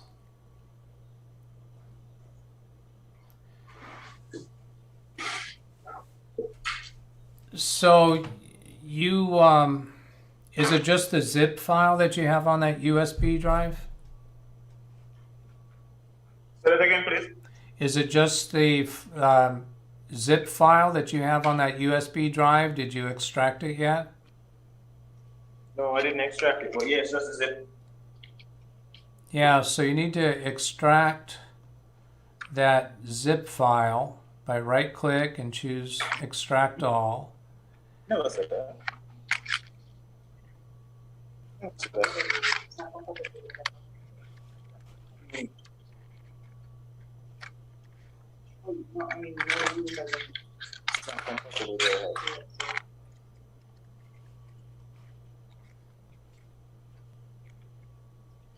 What you pay for this?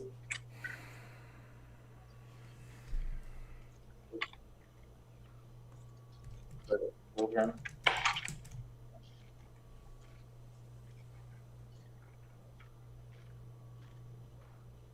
As a 1 terabyte.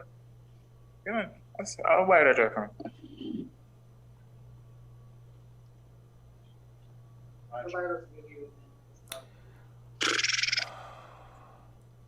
Yeah, that works too. I learned it.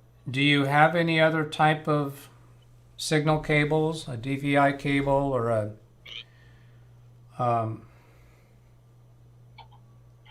Oh, come on, I'm not even All right, remember the other. so we have HDD cables, power LED plus and minus cables, Oh no, that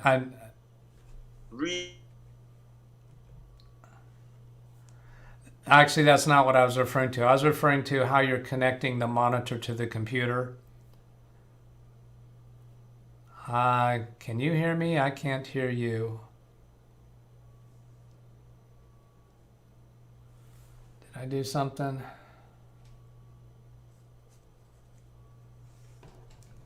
I still don't hear you. I don't hear you. Oh, it says my you're... phone is overheated. Okay. So I was saying that I have here we have reset switch. Goodbye. Shut down, pull the cables out, put back on both sides, maybe loose connection. Shut down, pull the power cables out, put back in on both sides, maybe a loose connection. Coming up to 4 hours. Asus makes things more complicated. I had that fight too. GPU should spin on power on. We'll check that. I've seen that request before. And that was a BIOS manual there. DisplayPort. Thank you, Nick Tao. I don't know why I just lose it so often when I'm trying to come up with that word. I think it's because I resented when they came out with that cable type. I'm sure they do not have DP cable. Yeah, I think it's likely they don't. Break time. They do not have VGA either.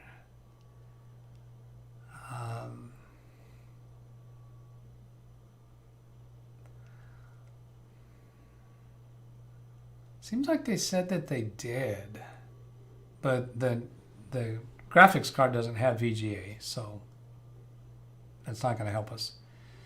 I had an issue with Corsair PSU GPU. The lead had 2 plugs in a chain. My card would only work if using the first connector in the chain, not the last, if that makes sense.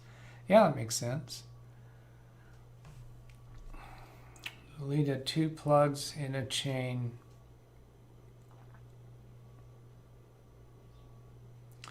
Yeah, these wires, I don't think they have 2 plugs in a chain.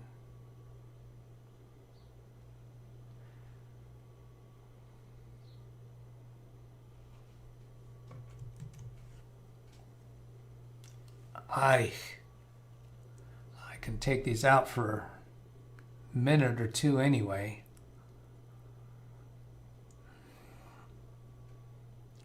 Let's see. Yeah, when they come back, they'll show up in this picture-in-picture automatically. So I don't know what's going on. I'm just going to hang these on my ears. That way I'll hear them. I wonder if I can do that long term. Will that work good enough? Ooh, that might work good enough. All right. We'll see.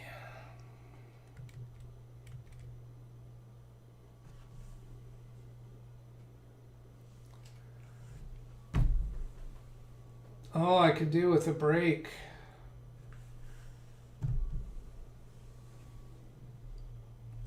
I'm wondering, Sheps, I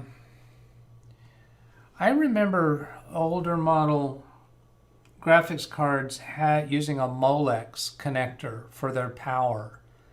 And a Molex connector, I could see that there would be 2 connectors daisy chained. Could that be what you had with that 2 plugs in a chain?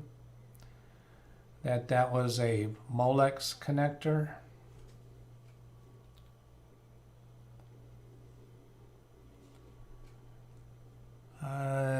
They are, if you look at the manual, 2 plugs on each lead. Oh, okay, well maybe I stand corrected. Let's go back, have a look. So that's going to be the power supply. Let's go try this one.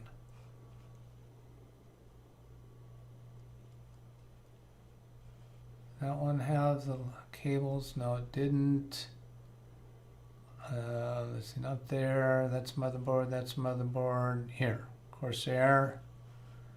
Go look at the cables that come with it. So it's the 6+2 PCIe-X.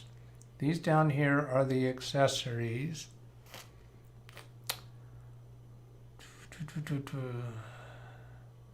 That is the 4+4.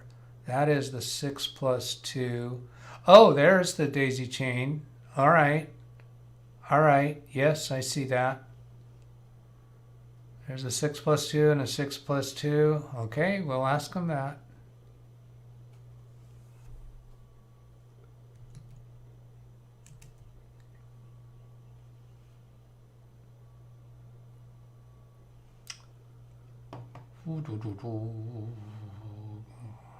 No, I think this issue is Corsair PSU related.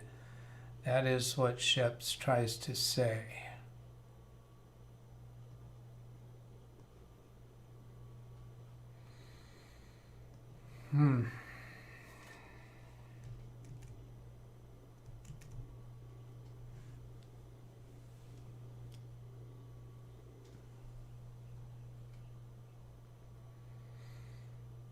Okay, Nicktown, wow, that's not smart, looking for trouble. Oh, I don't know what you're referring to. So I only can use first connectors. Okay, so you said 2 plugs on a chain. My card will only work using the first connector in the chain. Okay. That is worth asking. I'm looking on another computer here to see if I get an email from Bertland. Is there everything crashed there or what?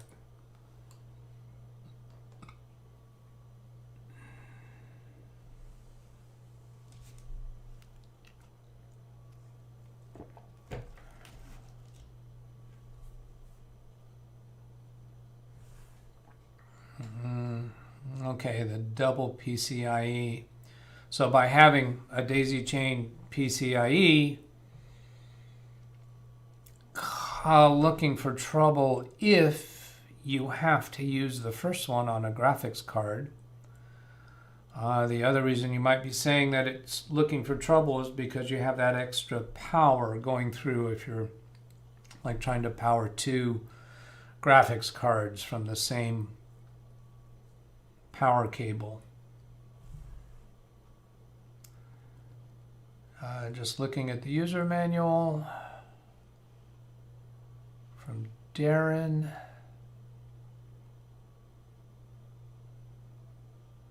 Is that in relation to your comment earlier about the BIOS version? Yeah, that's what we saw, the BIOS version in on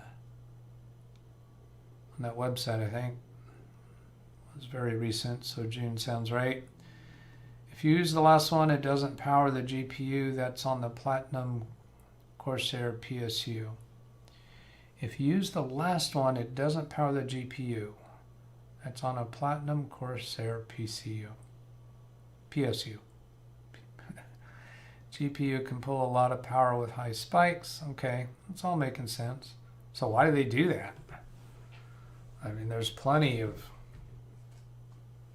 PCIe-X cables that seem to come with these. Or could that maybe to provide additional power? Do some graphics cards or other cards need that second connector?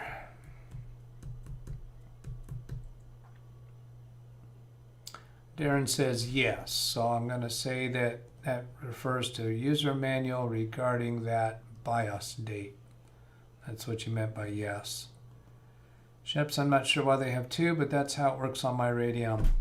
Boy, you know what? I'm just about ready to shut down the live stream to take a break, which means we most likely will come back. And when they come back online, I'll hear the doorbell, and I'll just ask them to bide their time for a little while I grab a sandwich. So I'm figuring we'll probably be back anywhere from half an hour to an hour from now. Kind of depends on what's going on. If their whole internet has gone down again, we had that happen once in Jamaica. But this has been long enough of a wait that I'd like to go take a break. So we're probably not going to, I'm probably not going to do a scheduled event. It'll just send out notices to you when we go live again. And that, anywhere from half an hour to an hour, maybe 2 hours, because it's only noon here. I have plenty of time left in the day if they're willing to go. So, goodbye, everybody. Thank you for being here. I'm seeing 21 concurrent viewers, 11 likes. And hopefully we'll be getting somewhere with this, because the BIOS flash is what's next. Nick Tao says, hit the bell for notification. And this is the only video that I've had notifications go out today. So I get up to 3 in a day. If I do more than 3 videos in a day, they won't send any more notifications out. There we go. Catch you later. Goodbye. Thanks for being with us.